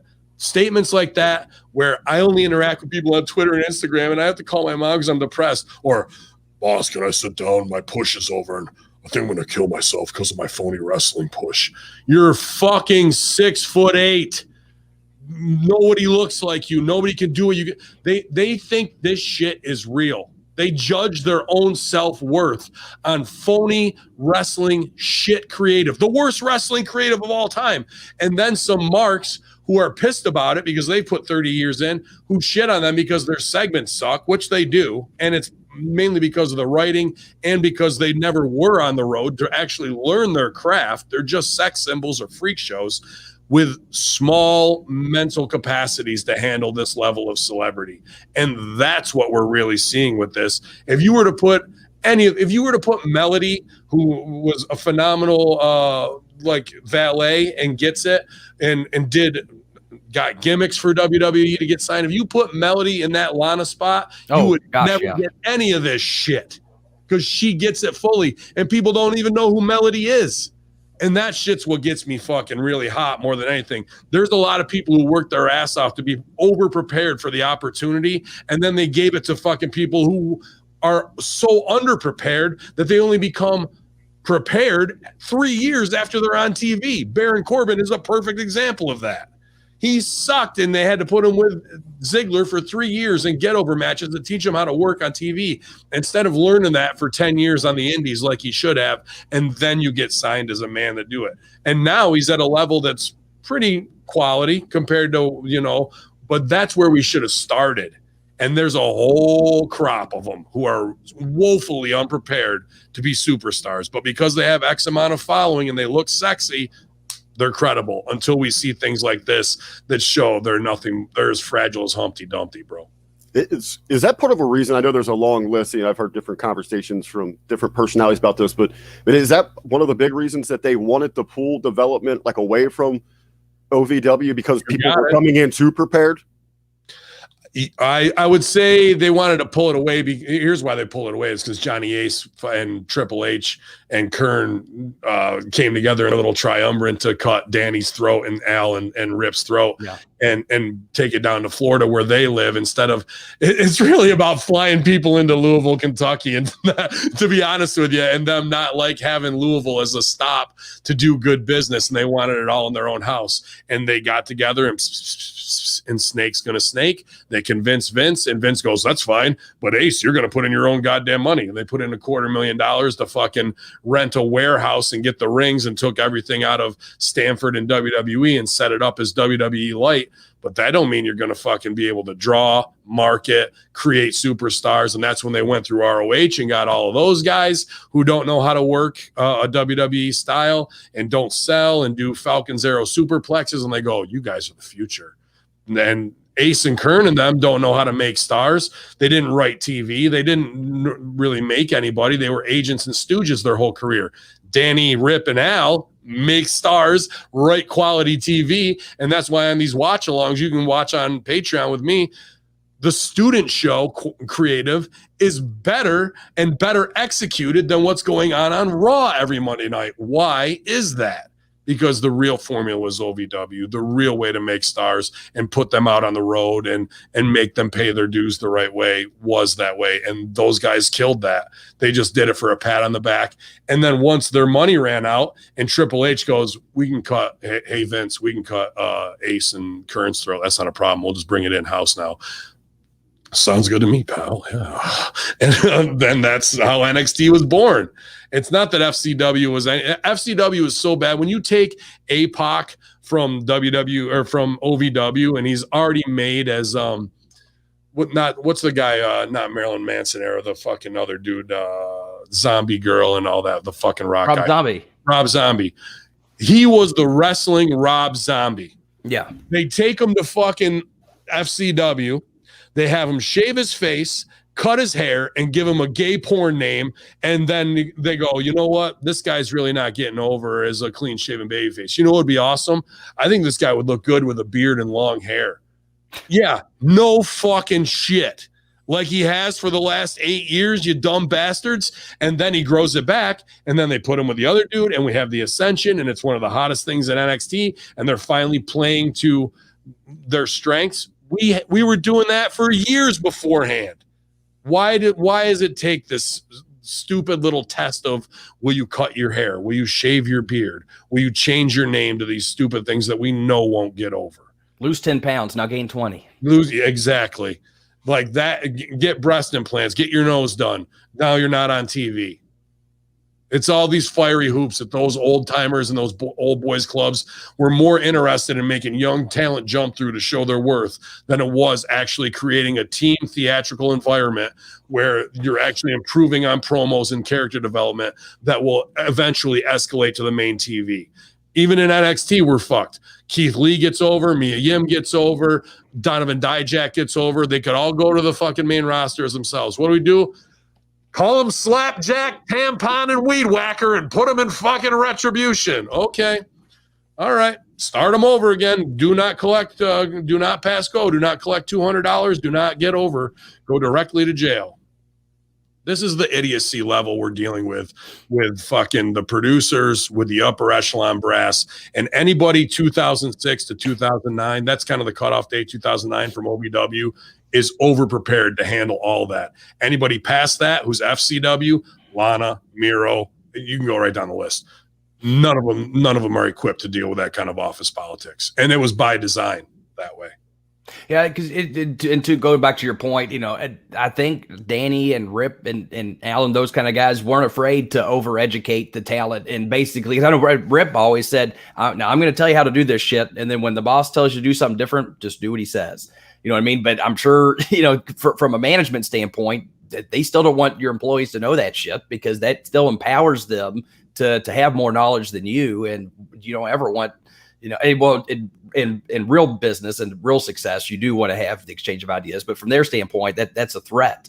And so, but if something goes wrong out there and Enzo and Cass are out there, they don't know shit how to do anything to right. And that's where you have to have. They're like a deer in headlights. You put Santino out there who can do a fucking cobra and do nothing, but if shit goes down for real and somebody gets hurt and he's got to change and call it on the fly, it's going to be fucking gold. And when he walks through the curtain, they're going to go, thanks for saving that. Not, what the fuck happened out there? How would you rather be more prepared one way or the other? Right. It's a simple equation, but fans don't know about the real deal of that. But that's why we're here in the locker room stooging it. I know we're hot this morning. Anything else you want to say, Vickery, on your first day back to get me mad? I think I've hit enough of the mark. No, you're doing good, Marty McFly. Trent 7 for our boy Old Athers in NXT UK crew. He says Trent 7 discusses focusing on being a singles wrestler. I know a lot of guys put this dude over. I've seen some of his stuff, but since the brand has returned, 7 has worked as singles wrestler as part of the Heritage Cup tournament, and he admitted that right now he's focusing on a singles career. He says, at the moment I solely focused on the Heritage Cup. It's given me a huge chance to be able to cement myself and cement Trent 7 name rather than Mustache Mountain name. Mustache Mountain. And as important as Tyler is to me, as important as obviously part of being a Mustache Mountain and British strong style is, there is that part of me that needs to be a little bit selfish sometimes, and I take the opportunities that I've got because it's always good to be in history books as part of a stable, but part of a unit. But you do have to cement your own little bit of legacy as well, and that's what I'm focusing on with the Heritage Cup. But don't worry, Tyler is going to be okay. Yeah, I think that's a good statement. Don't worry, Ben. Well, I'm not worried because that dude Trent 7 worked his motherfucking ass off in the indies and knows the business. And that was a political wrestler statement where he's not burying his tag partner. He's not hinting at a turn. He's putting over the tournament and he's getting himself over by being humble. That is a fucking real worker. Just based on his answer alone, I could see professional. Like there's two classes in this business right now. And for a while it was the wrong class, the wrong style class that had been taken over. But slowly but surely, hustler style will fucking reign supreme because it's undeniable. It's undeniable. I was going to say this during the Monday morning monologue. Let's talk about guys, I'll stooge a couple off, who've reached out, who are way better and stand out because of it. Killer Cross, trained by Disco and a lot of the guys in Vegas, also did 2 weeks with Rip Rogers and said that when at Cauliflower Alley when they were out there, he said that's when he finally fucking got it and he understood exactly who he was. Now that's the hottest property in NXT that everybody wants to see, Killer Cross. Who's another one? Elias. Elias reaches out on the kayfabe. Rip tells him about character and how to get the fuck over. Elias makes his debut, gets the fuck over like nobody else, and then they bury him because they don't know how to do anything with a cool guy. But Elias does. Then Pat McAfee, all-star athlete, you might have fucking heard with him, trains with Rip for 6 weeks, goes and shows that he's better than Adam Cole, the fucking NXT champion. Not because Cole carried him through it, but because he fucking knows how to work a match because Rip makes it that fucking simple that you can outshine everybody who's an indie worker, ROH, wrong style worker. And you don't look like you work at the mall at a pretzel shop. Well, you talk about the hottest properties inside WWE right now. McAfee arguably right up there at the top. He's the most entertaining thing they've got right now. Who's the best wrestler on TV right now? Serena. There you go. And then what's her name who made her debut? I was looking at that. Jada Cargill. Jada Cargill. And then go to Impact, Deonna Purrazzo, who is influenced from Rip via Damian Adams. Yeah. Like this shit, it's not a mystery. It's not just because we fucking came up from underneath there. There is the real shit there. And they've had 10 years of trying to keep it under or shitting on Rip's name or whatever. But the sons and daughters of Rip in the ring are undeniable compared to every other single factory cranked out FCW, NXT talent, or indie worker who's emulating the Japanese Raw style, who doesn't know how to take time and sell. It's apparent who the real pros are. Well, I mean, to be fair, I mean, I feel like Rip in and of itself was kind of an industry, quote unquote, secret for a while. And it's only really because of you, Ben, putting it out there into the internet wrestling community about, Rip's influence on wrestling and the people that he's trained over the years that have gone on to great success. It's going to kill me because everyone's like, Hamin's the genius. He fucking does this, that. Not that everybody says that, but all I'm saying is what the fuck Rip says. But they never heard him say it. So it sounds like I'm the brilliant one coming up with it. Now I'm not going to be shit because you're going to hear it right from the horse's mouth in a better way than I can even fucking convey it. You know what I mean? So I'm fine with that, of not being in the spotlight to it and being the student again. But you're 100% right, Beast, that all that was black market creative. No, I mean, that's heat for me stooging off fucking Elias and Killer Cross. But in 2 weeks, Rip can make those guys into better performers than 2 years of being in the factory system. Shouldn't we address that? You know what I mean? And why isn't he down there fixing things? Yeah. I was asking Rip, it was interesting. I was talking about the last time he worked for WWE and why he got fired. It was he was trying to juggle, because they were only paying him to be a part-time trainer, so he was trying to juggle his shoot job with wrestling. And so instead of it being for like 2 hours 3 days a week, he made it 4 hours twice a week. And so they were getting more full ring time in, but they weren't getting as many days during the week. And then he found out that he was doing that because he was trying to work extra hours for I think it was also for some medical reason. He was like having a procedure or something, and they ended up firing him. And it was like over that. And he said, the worst part about it, Beast, he goes, I didn't even call him and ask for the job. They called me, and so it's just like the fact that, his knowledge and information is out there, and those that have taken heed to it have certainly reaped the rewards because of it. They're the ones that stand out more than anybody. Yeah. And even watching these DCW things, I'm like, dude, we are students. And I remember watching back then, we'd be like, oh, that was rotten or whatever in the ring. If you put that side by side with Raw, the student show and those storylines, there's more continuity, there's safer, better work, and the fucking pops are bigger and the crowd likes the characters more. How is that even possible from people who are 2 years in the business? It's mind blowing. Yeah. Jim Ross reveals that his current role in AEW will be his last gig in wrestling. He's going to get color on the mic, and he's going to gig himself real bit. No, Tony Khan has done a real good job writing AEW Dynamite. Ross said he embraces the opportunity to write wrestling. He was telling me the other day he's been writing TV shows since he was 10 or 12 years old. This has been his love. Now he can do it on an official and real basis. It's a great experience. I've been lucky to get this gig. It will be my last gig in pro wrestling. I can promise you that, but I hope it doesn't end anytime soon. He said, I'd be shocked if AEW doesn't add another hour of television, not piggybacking on Dynamite. I think that will always stay for 2 hours. Somewhere along the way, there'll be another hour of TV in some form with our partners at TNT. I don't know when, what day, or how it's going to be formatted. I just feel that it's the next thing with AEW and TNT. I hope Timmy Baltimore gets a shot at the announce desk there. But yeah, I mean, it's JR's storied career, tragic loss of his wife. But this week he was at the Jacksonville Jaguars game in the AEW box with Britt Baker and Adam Cole posing for pictures. How's that going to come back on Adam Cole? The reality is probably 90% of Britt Baker's storyline and finishes get written by Adam Cole. I would assume, because that's just the crossover of the Florida wrestling cliques down there. Everyone, doesn't matter if you're in NXT or AEW or on the main roster, they have their friends. They're all consulting of what their business should be. So AEW workers are going to NXT top people to get their finishes in psychology. I'll tell you that right now. I know that for a fact. So what kind of weird thing is that going to breed in the future? And people were like, holy shit, look how small Adam Cole is. And JR looks like he's lost 20 pounds and he's on B12. JR was all boxy, half jacked up. Like maybe JR's making one final run here in AEW. This is my opportunity. This is it for me. My God, I'm going to be that TNT champ. RBV, what are you thinking on good old JR, man, and maybe Adam Cole putting heat on himself through social media? Well, a couple thoughts there. It's just we're kind of segueing there, transitioning from Rip.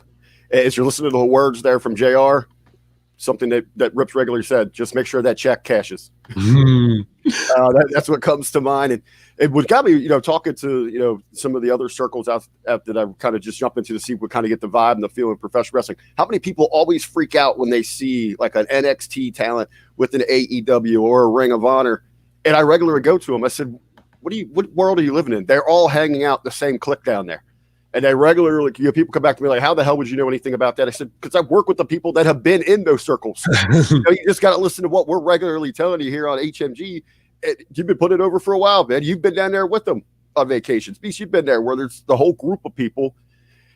This thing that these promotional wars, those are all kind of just built up and fantasized, in the minds of the fans. The workers don't really care as much, do they? Only if it's gonna fuck with their paycheck, right? But like when you're promised one thing, I mean, you can go right down through the list of who's with who and who's the couples and who lives there and who's boys and who hangs out together and who trains at Seidel Dojo and who it's all right. It's the same clique from 2006 to 2010.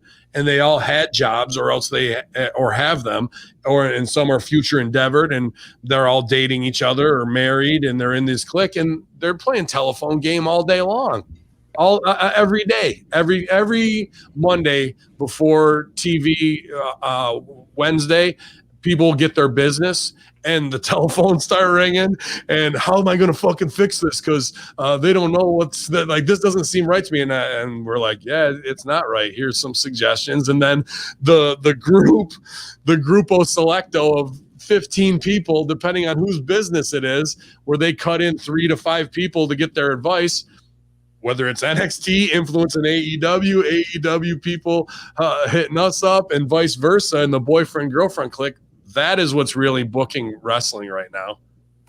Like the dumb storylines that come out of both camps of people who think they know how to write wrestling, who have babies getting heel heat on heels. Like when the wrestlers who know see that, they go, well, what am I supposed to do? How do I fix what the but been writing shows since I was 10. Okay. No job. Do they ever put into contracts like that where it will prevent, let's say, like, because Adam Cole's been off television for the last month here, before the return here recently, but will they put into contracts that like he has to stay away from AEW? Because you got to believe maybe he was going down there and hanging out in the back, right, during Dynamite or. Yeah, I mean, what is the social media clause that needs to be fucking put in here to protect business? AEW, I don't think needs one because it's smarter for them to expose WWE and those cliques and make it look like they're the inside crew, where WWE wants to do dumb, deaf, and blind to it and say, don't you ever sell for AEW. And if you put a picture out there, even with your wife or husband who's in AEW, you're going to get fucked on camera. You're going to drop belts. You're going to get put through tables. You're going to be de-pushed. You're going to be put on the shelf and iced out for the whole summer. Like, that happened just in the last 6 months alone, right? So there's two sides to play this game, where AEW could easily be the much richer benefactor playing the game the right way. Yeah, but I mean, but we've seen in turn too, where AEW has been kind of, bit in the ass themselves through some social media backlash. I mean, give me an example. Well, just recently with the disgruntled production guy that's going after Cody here. I guess what you want to do is you want to control those reins. I forgot about Louis' fucking hardcore. Go ahead. Yeah, but I mean, you want to be able to control those reins, to make sure what is getting circulated through all of your talent, to make sure something like that doesn't come back and blow up in your face. I'm sure we're going to talk about it on Master Shooter, the Raw SmackDown review, because everyone saw this dude do some weird things. Louis, who didn't want to name his boss because he knows that DDP will turn right around and sue him, but I've been knowing about this story for a year based on Russo's kid works there and it's got to be kayfabe and how they were treating him. And Cody doesn't want to be exposed for acting one way or the other. But then this kid gets his 15 minutes of fame and starts going in and tweeting more shit. If he would have just left it at his original statement, damage would have been done, right? It would have made Cody look a certain way as like superstar in marks, which this guy is obviously, he doesn't have all the pieces up there as far as I'm concerned. But DDP of what he's trying to do to work these marks to get tons of work out of them while trying to help them with physical fitness, and that was an epic failure as well. It exposes DDP for the supreme high-level carny worker that he is as well, bro, because they want to keep up these images to the fans, but that's not the way it is. And I'm sure Stevie is going to tell his side of the tale from Stevie leaving. He's been very quiet about that, but him and DDP had it out the almost identical way, but Stevie ain't Louie. He's Stevie Richards, and you don't go over on Stevie Richards like that. But then these things come out with suspect tweets with Louie about wanting Cody's meat in his mouth and all this fucking shit, and you're just like, okay, I get why Cody sees that you're a closet queer and you're putting these things out there and he wants to keep you away from it. But they also didn't want to stooge off that DDP's video guys were the original production guys for AEW, because that's a bad look, making you look amateur, before they hired Kevin Sullivan and those guys away from Impact. So there's all this carny shit going on behind the scenes. And meanwhile, this Supermark, who probably does want to finger up his ass from whoever, you know what I mean, is putting it out there. He hits the first statement right, and then that Twitter vanity metric of Louis' name's out there now, he just couldn't stop himself. And then within 24 hours, completely and exposed as buried as an elite Scooby-Doo fan, as far as I'm concerned, bro. So Russo's going to do something with him where he calls himself a mark. I suppose I might even talk Russo down from that. I don't think this kid should get a shot. It's just a bad look. If he would have stayed in the cut off that first one and shown that he learned something about how to stay small and bury workers and take your shot and get the fuck out and shut up, that's fine. But he killed all that within 12 hours after releasing that, bro. So he's not lying in what he said. However, he shouldn't be held up on high as any authority, because he is that clueless fanboy level mark that is cringeworthy to like, ooh, I gotta associate with these people. I gotta say that they're even on my level. That's really what it is. Never miss a great opportunity to shut the fuck up. 101. Speaking of Joey said he's leaving Twitter too, even off his little third kayfabe account that only has 800 followers. The Undertaker retired. What do you expect? Yeah, Joey says I'm done. Paul Heyman claims being Raw executive director was a career highlight. I popped because wasn't it 3 weeks ago that we had the Stooge report from Mike Johnson where Paul Heyman says he's not going to talk about his time as director at WWE. I think that was like the headline 3 weeks ago. And here we are with him talking a bunch of shit. Well, what does that mean? Well, I'll read this and I'll bring it back and I'll pitch it to you, Beast. I'm one of those people that enjoy the behind-the-scenes aspect as much as I enjoy on-camera aspects of the industry, said Heyman. And it's been two totally different spiritual highs that I'm blessed enough to enjoy in my life. I agree with that. Working as an executive director of Raw was the career highlight for me. I enjoy every single solitary minute of the job, and the biggest reason I enjoyed it so much is because I got to work with so many insanely talented people, such as the names you mentioned. Yeah. He gets clipped and is the scapegoat from Raw, and then Bruce gets both jobs. Bruce worn super thin as the ratings go down, and now they need another scapegoat. What do they do this week? Do you want to be the lead writer of Raw and SmackDown? Then apply today, pal. Yeah. You don't have somebody within. That says to me, your writing team sucks so bad that you don't have any faith on anybody that you would promote to that spot. And if you're just looking for somebody to come in, there's only few and far between who are Rip Rogers talent that could actually man that fucking and it goes back to the point is, why aren't you training people to know, be more over fucking prepared for the position, so that way when something like this happens, you can pull someone up from within because they're talented enough to do so. But you only train people so far, so that way everyone else below them can be held down and never get that opportunity because you want to protect the old guard. This is what it comes down to eventually, and everything's crumbling down. What I thought was interesting, because I'll just put it out there. I just, for the hell of it, I thought, well, I'll throw my shot out there. I applied. I thought it was interesting that it's only a temporary position too. So it's like they almost expect it to not last. Position. That's what it is. They want somebody to blame the failure on. So they don't want somebody like you and I who can actually turn the product around and get them back up to a 2.0 pretty quickly. Let me just read this again and break it down. Working as executive director of Raw was a career highlight for me. I could jump back into that job as the top guy if you need me, and Bruce is fucking burnout. I enjoyed every single solitary minute of the job, and the biggest reason I enjoyed it is because I got to work with so many insanely talented people. Hey, all you guys on the writing staff, start undercutting them and say you want Hamin back, and it was better than when I did. So I'm going to put you guys over because I think you're the best right now. And Vince, every second of the job, I enjoyed it.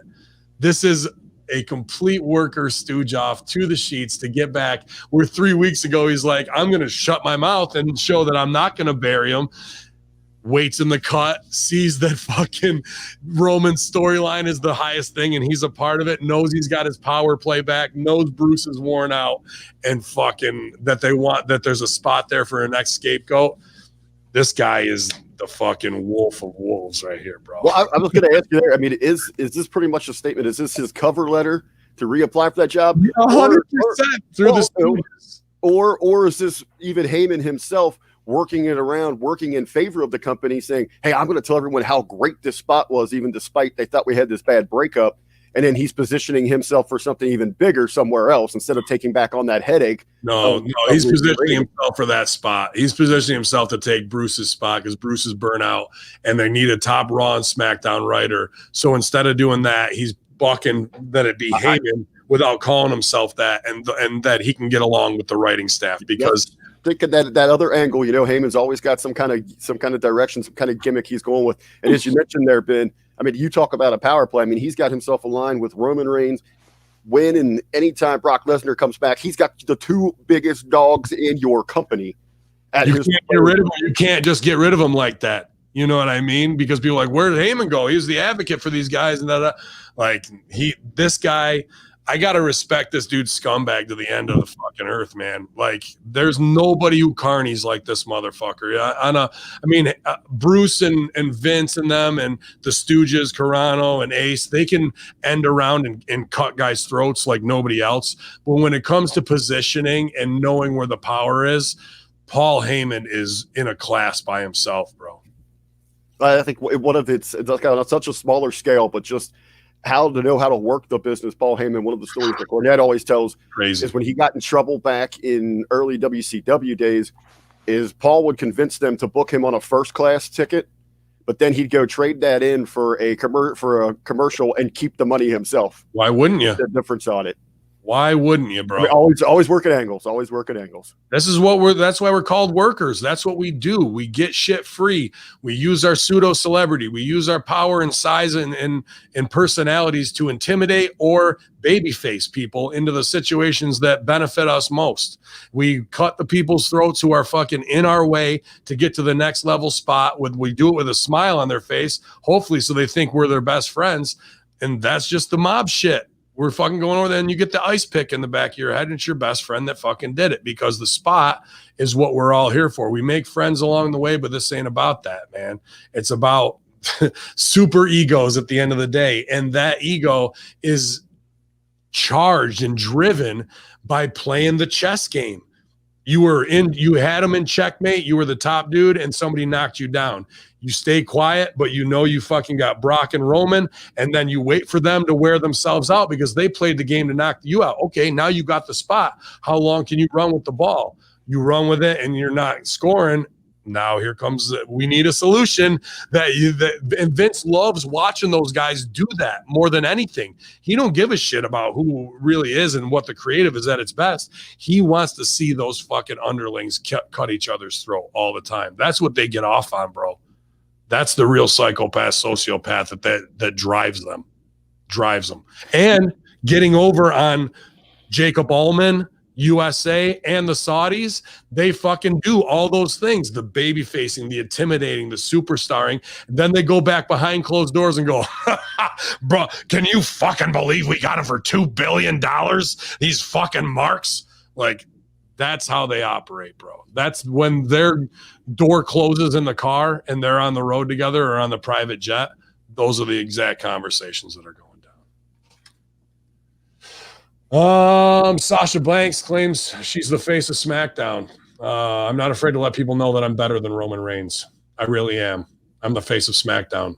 I'm better than Drew McIntyre. I am. These are facts. You can look at the science and the numbers. I'm the face of the company. I'm the best, and that's just who I am. I'm the legit boss.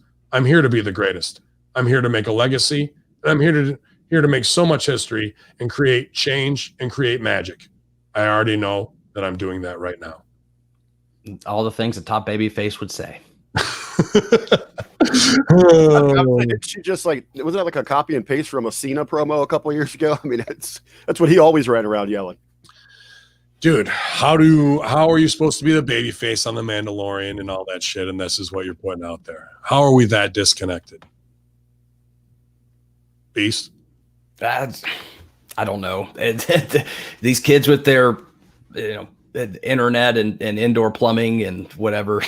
I feel like it's like just the it's almost like the subculture of like, I think you used the phrase me, my, I, and so people want to put out there that what they're the best. Look at them. I've been writing wrestling shows since I was 10. I did it. And it's like, I've never gotten that. That's never been my MO. And I don't understand that attitude of, hey, everybody, look at me, look how wonderful I am.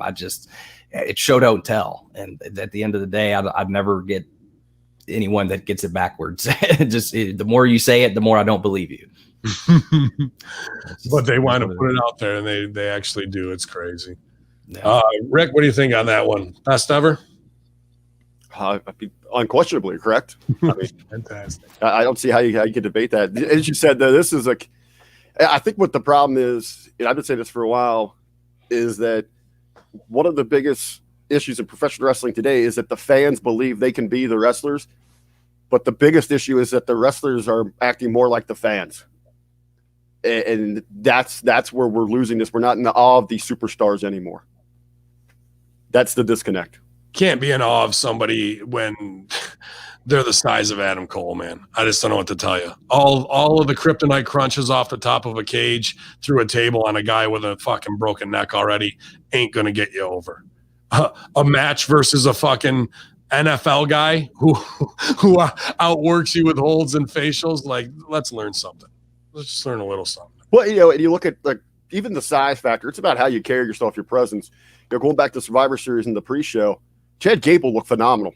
I mean, you're going to respect him out there. I love that fucking belly to belly suplex and then the float over while he keeps the fucking waist lock on there, pick him right up belly to belly. That was innovative and pretty stuff, man. That's what I want to see from that guy, not some fucking I'm Gable and I'll fucking I'll teach you, Fat Otis, how to be a champion. Nope, just go be fucking mini Kurt Angle and beat people. Just go be Dean Malenko. That's all we need from you. Well, I know we make those comparisons out from our generation there. One of the baddest motherfuckers ever stepped in that ring was Taz. It was about presentation. I was getting that Taz vibe from him last night when he was throwing those suplexes. And Taz did a good job closing AEW this week too. It felt like old Taz stuff. But yeah, I agree. You got Kurt Angle. You got that show that he can out wrestle you. He doesn't need Gable. Like, we don't need all that shit, bro. Shorty G, whatever, all that, dude. They just missed it. They missed it from the jump. Like, let's talk. Like, here's how the punishment, because they wanted to fucking fuck over Angle after he came back, and they're doing the rib because he had the black girlfriend. So Jason Jordan is his kid. That gets pushed aside. He gets hurt when we should have had new Team Angle with Gable and Jordan and make them both. Bring back Haas and Benjamin, and there's your big feud. Did we ever get even a modicum of that? No, absolutely. I mean, How much money left on the table there? Nada. It's a torch pass. It's building up, just like what B said, backstage, getting those guys ready to have that contingency to do that. And then Team Angle, the original, was to support Kurt Angle. Now it would have been Kurt Angle, like in Arnold Skolin, in the corner of these guys and taking them all the way to the top with all the credibility. Missed it completely. Night 1, the Ascension. The Ascension comes up from NXT over as fuck. March them out. What are their first words? Fuck LOD. Okay. Like, that's going to go over well.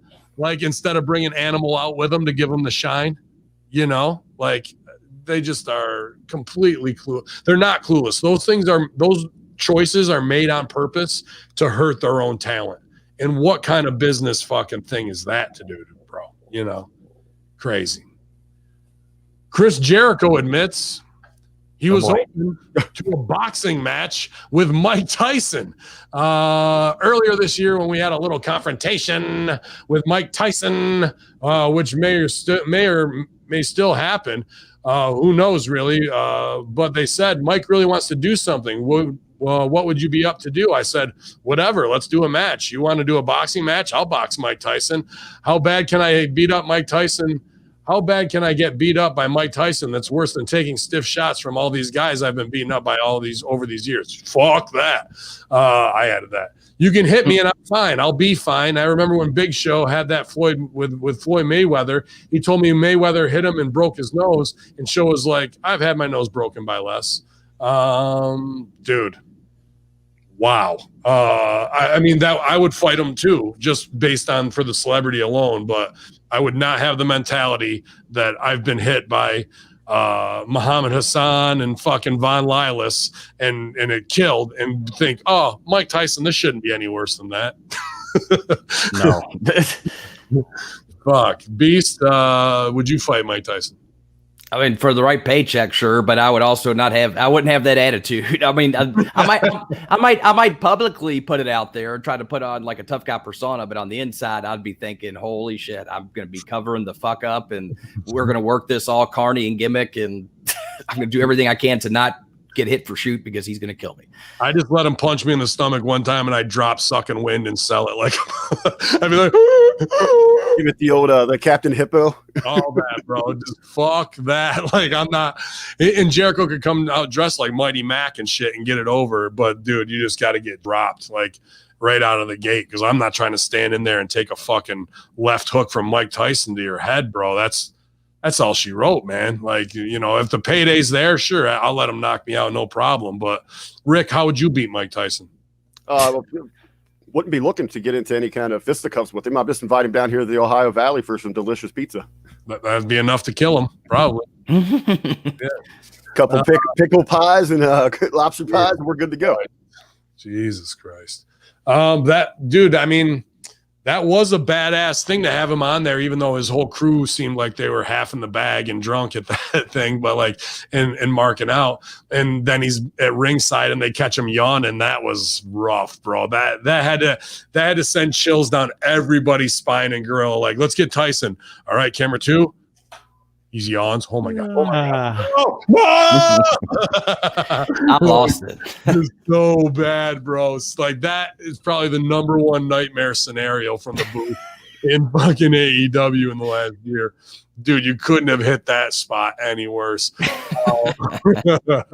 And then, that's wrestling. But now is he going to be too big to come back to wrestling at this time after the Roy Jones fight that's coming up here this week, which we'll watch in Discord together, and I heard Holyfield's on the event horizon after that, and maybe even Tyson Fury. So Jericho's shot at doing it is maybe whatever, but if they were going to do it, I'd do it right after this fight if Tyson goes over while he's hot, and I'd have him hit Jericho with one fucking body blow and just drop him. I think, if you got all these other fights lined up, Jericho right now should be on the chase, calling Tyson out, knowing that he's way down the line of it could happen. He's ducking him, yeah. Mm-hmm. You talk about worker working it. I mean, that's perfect. That's what Jericho should be doing. Exactly, dude. And but here's the other thing: they also fucking billboarded Shaq with that dime piece jade. And we haven't heard shit about Shaq in 2 weeks since she did that. So some strange things that way. I don't know. And WWE missed the boat on Shaq. Why did we never get Big Show versus Shaq? That's right. Box office mega gold, bro. Missed it. You guys just leaving me out here. Like, yeah, you're good. Well, you're right. I mean, what you gonna add to it? I mean, if you're thinking outside that box, you're trying to grow your audience, and they're living inside their bubble. Where, how many times you would say that? Oh, give me Shaq versus Big Show, and how many wrestling fanatics, the Smarks, would give you backlash on that? Like, oh my God, no, that's taking away a spot from an Adam Cole and a blah blah blah. No, you got to grow your freaking brands here. You got to think outside that box. Yeah, nobody's tuning in to see. Sami Zayn. I just can't believe. I know he's great talent and all that, very athletic, gifted in there. He just looks so bad. He looks so bad. Like, dude, how with him and Owens being on the fucking shelf all summer did they not say, let's dedicate time and come back and look fucking great? I mean, and you see what Roman did, and you see what other guys B12 now do. This is pro wrestling, man. Like, you don't want people going at the end, I could kick that guy's ass. Look at him. He looks like shit. That's the last thing you want. You want people to live vicariously through you, bro.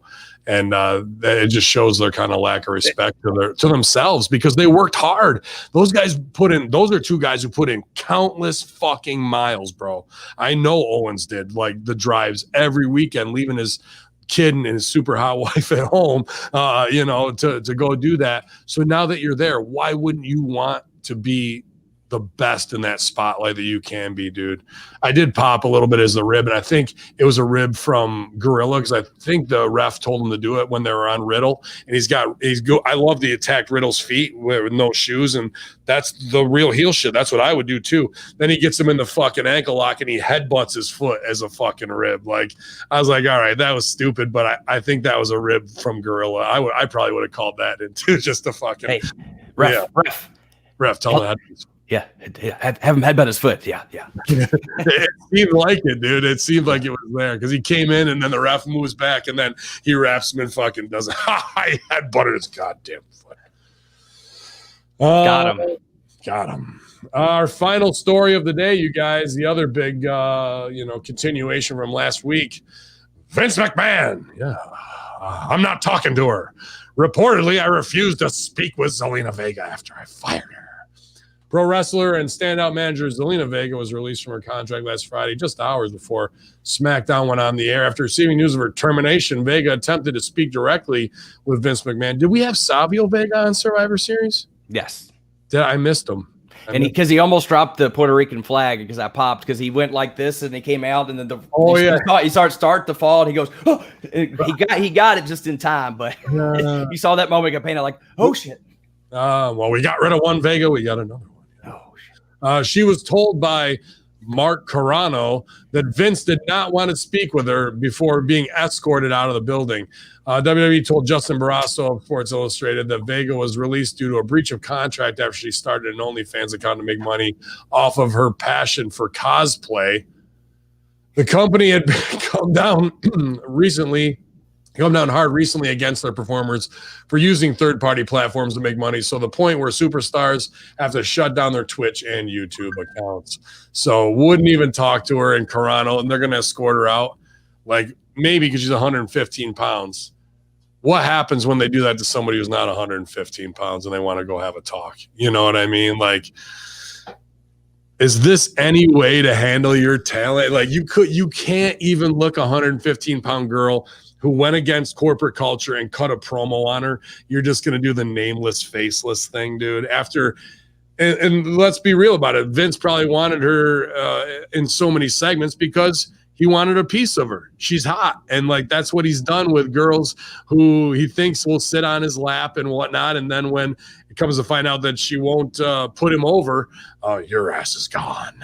We've seen similar ways with Bailey as well, kind of. So not that she's gone by any means. They're not out of the picture, but there was a definite interest and a downslope on some of these girls, man. And I don't know, not trying to put over whatever with the unionization and Andrew Yang, because there's tons of asinine talk on that. I thought Conan and Disco gave a pretty good look at it. Stevie and I did last week of a reality of what that might actually look like. But believe me, it ain't gonna come about because Zelina Vega got fired because of her OnlyFans. Like, if you're trying to connect those two way out things and SAG-AFTRA and think that that's what's going to get the job done, they're not going to use Zelina Vega as the fucking conduit to change WWE. SAG-AFTRA and WWE are going to come together. So you can have all the dirt sheet pipe dreams that you marks want to, but that's not the way anything's ever really going to get done. Right. I mean, it's example of, I mean, I don't get wrong. I still hate the whole situation where, you know, the men and women are being asked to take down their Twitch and whatever accounts that they're making extra money on. But it's like the company said, here's the line. If you cross this line, you're fired. And then she said, well, I'm going to cross the line. Okay, well, what do you expect?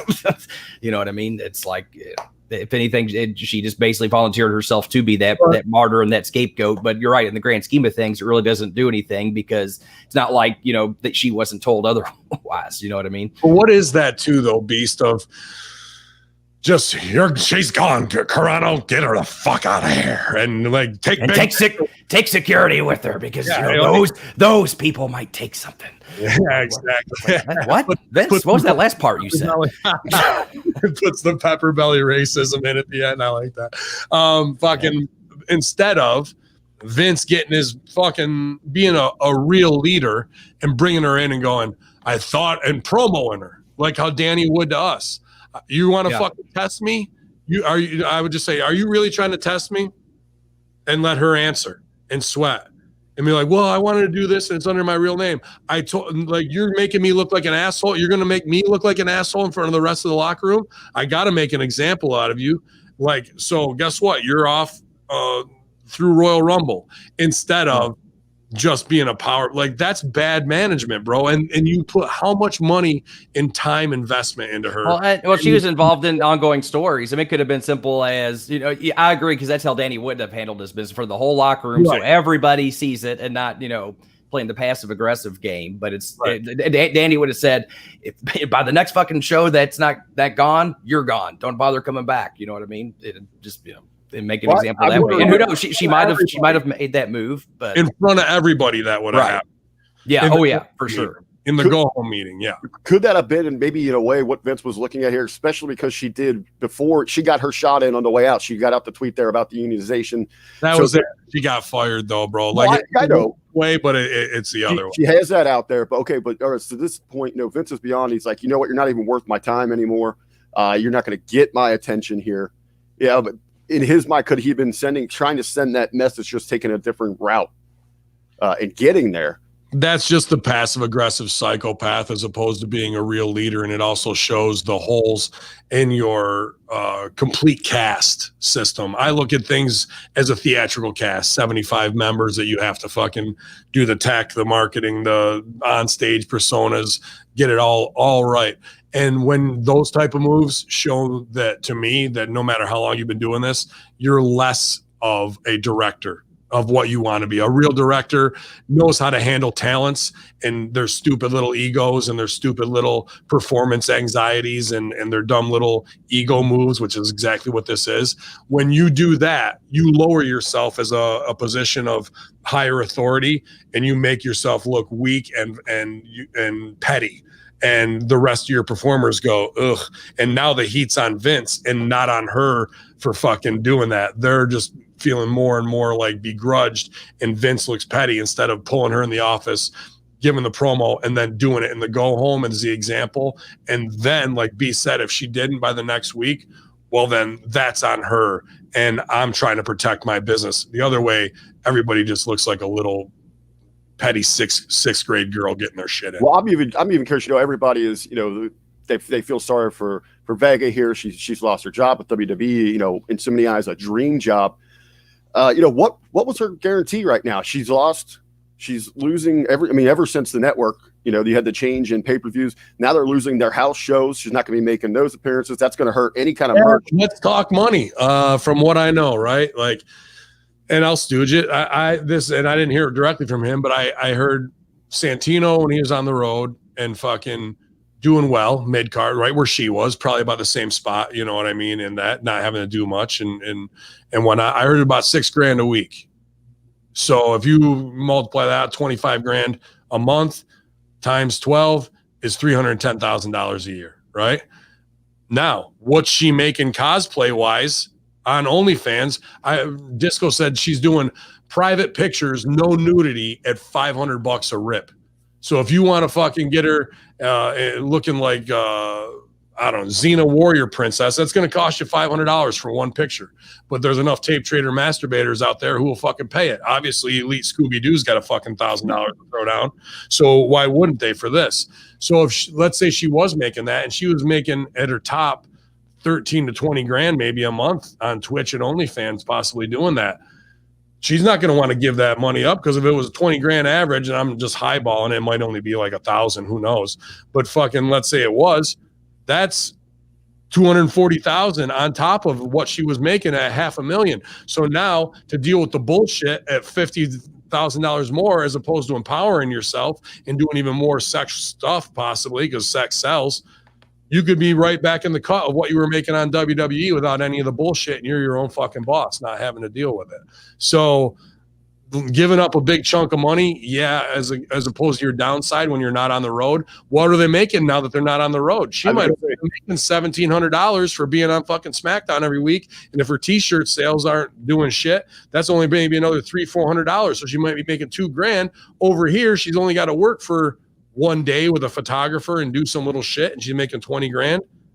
I mean, at the end, let's talk about the real math of what the fuck it is and what they're telling them to give up for their superstar.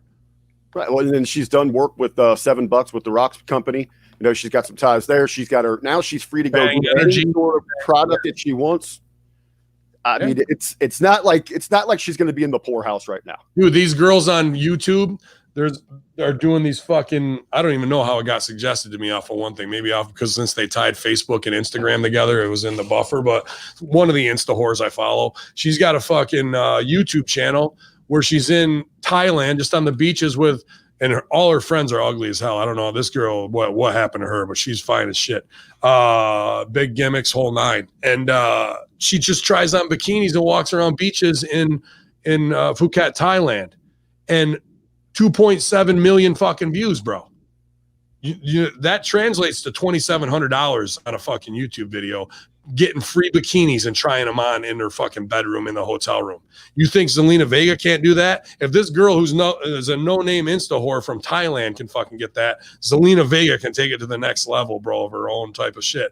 I'm not saying she's got to do porn or anything like that, but that's a whole like YouTube. Here we go in the political stuff, but like this, all you respect me as a woman and all this shit, the women's revolution. But meanwhile, check out my ass while I fucking throw these thongs on real quick and get 3 million views so I can get my fucking revenue from YouTube up. It's not real hardcore sex, but sex sells, and we're putting it over like girls are tuning in going, that's a cute bikini. That's the one I want. No, it's all Louis who are fucking tuning in and fucking doing that shit and getting those numbers up. So why not play to them in the right way? She could do that same thing because she's got the celebrity built in already. So whether it's her, Paige, any of these girls, leave WWE, leave them in the dust, and take what they've built and invested in you right now and hit the ground running. Get your Bang Energy drink fucking sponsorship. Get Blue Chew deals or whatever the fuck it is that you want. Walk that line of sexuality and make that $500,000 and stick it right back in their ass, because all that's going to happen as you get more over and over, 2 years from now, Mark Carano is going to come back to you hat in hand and go, actually, it'll probably be Canyon Seaman because he's the nice guy and Carano's the heavy. Hey, we were wondering, would you want to come in and do a run-in on the Royal Rumble because, you know, Charlotte wants you to be in there for the spot? Like, they'll come with some dumbass excuse because she got herself over and they want a little piece of that and bring her back in. But these kids are so in the bubble that they can't see the long-term vision of how to work WWE against themselves, because they're easy to pluck like a string. 2CW could do it. Zelina Vega can do it. Believe me. Oh, Zelina Vega, if you're looking for help with monetizing your brand, Hamin Media Group at gmail.com. We'll get you set up. We'll have Stevie talk to you first and break down how to do it, and then we'll put in the rest of the work for you. So absolutely, we got producers ready to go, and we get hot about this stuff because we're tired of seeing our brothers and sisters abused or being in the bubble for too long and not seeing their true potential. And it takes time for you to break out of that. It's almost like Stockholm syndrome. Really, to be honest with you, it takes time for you to break out of that to go a whole new world, and then you're fucking out there doing your own thing, and it's your brand, not theirs. Taya Trinidad up strong. But that is all of our pro wrestling headlines for the day, gentlemen. 2 hours and 8 minutes of your Monday locker room red hot with the return of the real RBV, man. Good to have you back, buddy. Great to be back. Going to be making the rounds today. Going to do a guest spot over on Turnbuckle talk a little Survivor Series with those guys. Bring some education to Canada there. Then coming up this week on the Hitting the Marks podcast, it's been the return of myself and Jargo there. We're going to be getting ready for Thanksgiving. We're going to talk about the fine art of deep frying turkeys and some unique side dishes and all that. So we got your full helping of RBV Fitness coming at you. Of course, you can pick that up on the affiliate page over at Hamin Media Group at podbean.com. And you got to go back to the Under the Sea Enchantment Ball and play Johnny Be Bad or Johnny Be Good, so your parents kiss, and we're all fine. Hey, this is that sound you've been looking for. It is a Man Beast. That was a Back to the Future reference. It was a movie with Michael J. Fox. I saw that one. I knew I got the reference. Granted, I saw it probably in the last decade, and I didn't see it in my childhood, but still. Good stuff, man. It's glad to see you back, Rick, and stay away from that pickle pizza. Man Beast, what else is going on with you in the busy world of beasts this week, man? I know Thanksgiving, you got some stuff in the can for Rip Rogers, so we're ahead. So I want to say thank you for that and taking those trips up there and just getting awesome stuff. I wanted to get this out of my head too, quick. New Rip Rogers segment, Rip Around the World, where we talk about each individual territory that he worked in, and he can break it down that way and the differences between the two. I like that. Yeah, especially as I know we're going to start doing that as this past time with Rip, we started getting more deeper into the book that we're writing as well. Mm-hmm. And that was really interesting to hear his formative years and how he got into wrestling. And actually talk about his time in ICW around the Kentuckiana area, working with that promotion, and how Randy Savage was so competitive. Like even something as simple as a foot race, he would get mad if you beat him because he just wanted to win everything. And he said he had this funny story that he was going off where if you beat Savage, he would just go contest over. And then that was just the end of the contest. And then he'd get hot and walk away. And he said, you didn't want to piss off Randy though. Cause he would get shoot hot and hold those grudges cause he didn't like to get beat. So yeah, definitely we'll get into some more stories, but as well as continue working on the book. And I'm sure Rip, if there's anything I know about him, there's no shortage of stories. So I look forward to get more out of him.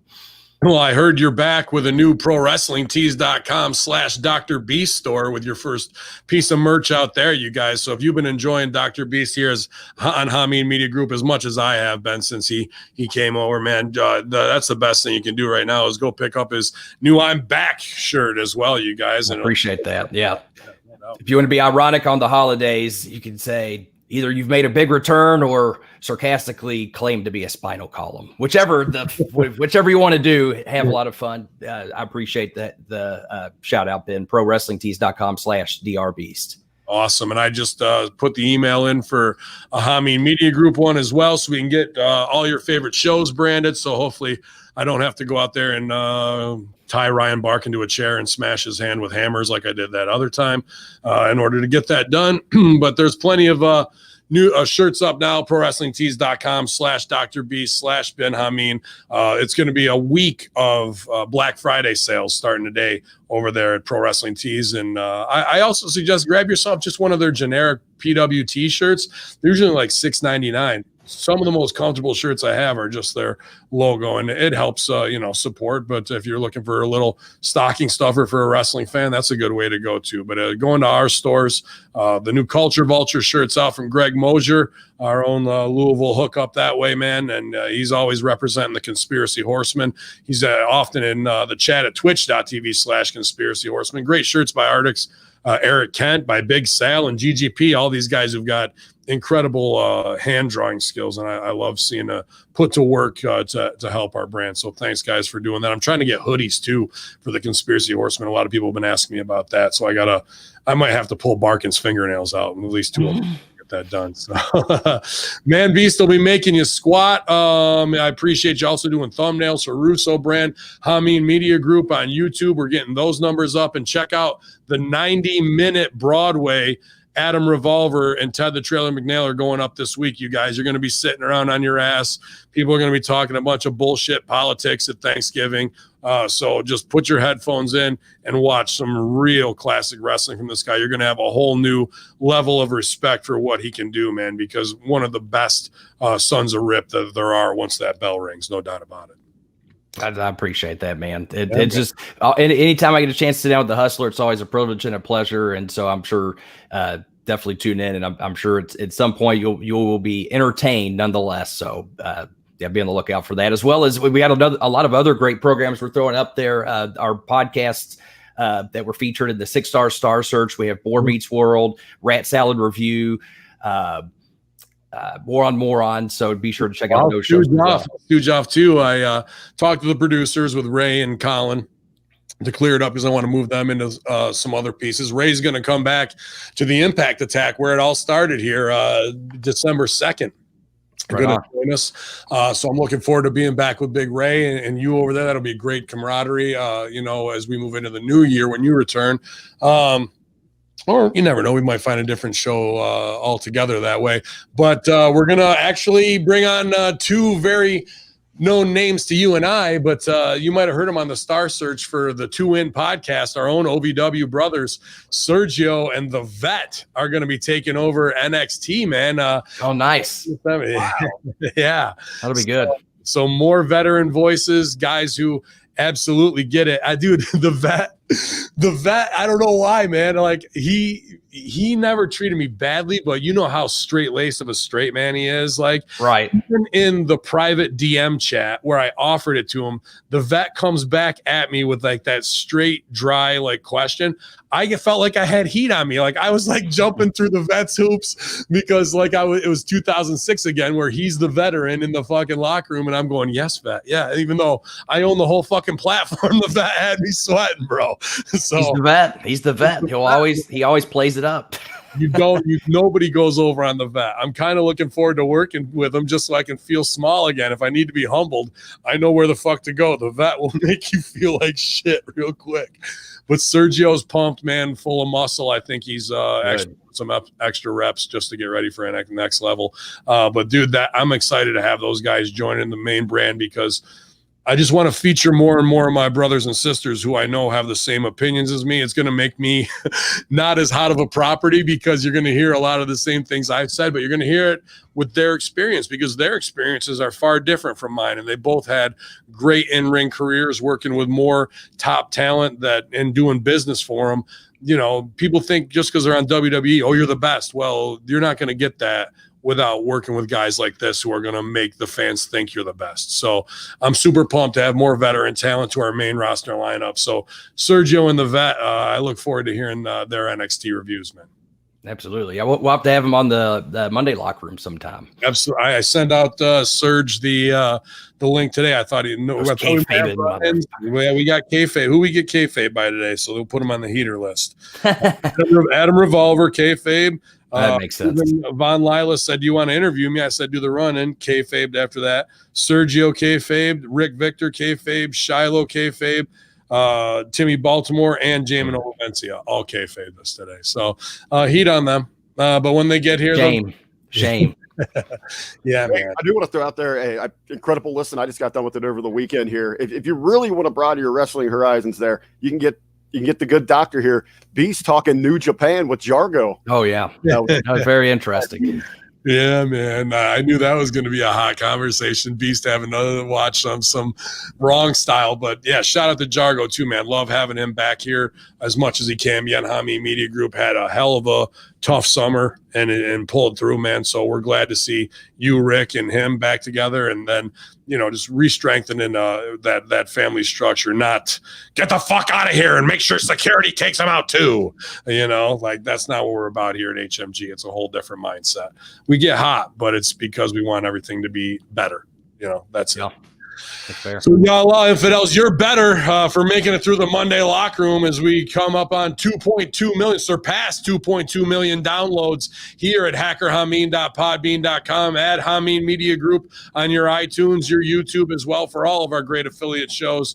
Liquor Reviews, Sucking My Balls, A New Force Order. Hand in hand, right? The Star Trek podcast with a huge AEW, the Academy, being edited right now with Murder Hawk, Lance Archer from AEW joining. So huge gets for those guys, Enright and Triple D as well, man. Everyone just, like I said, give them their little piece of property to farm on and watch what they grow.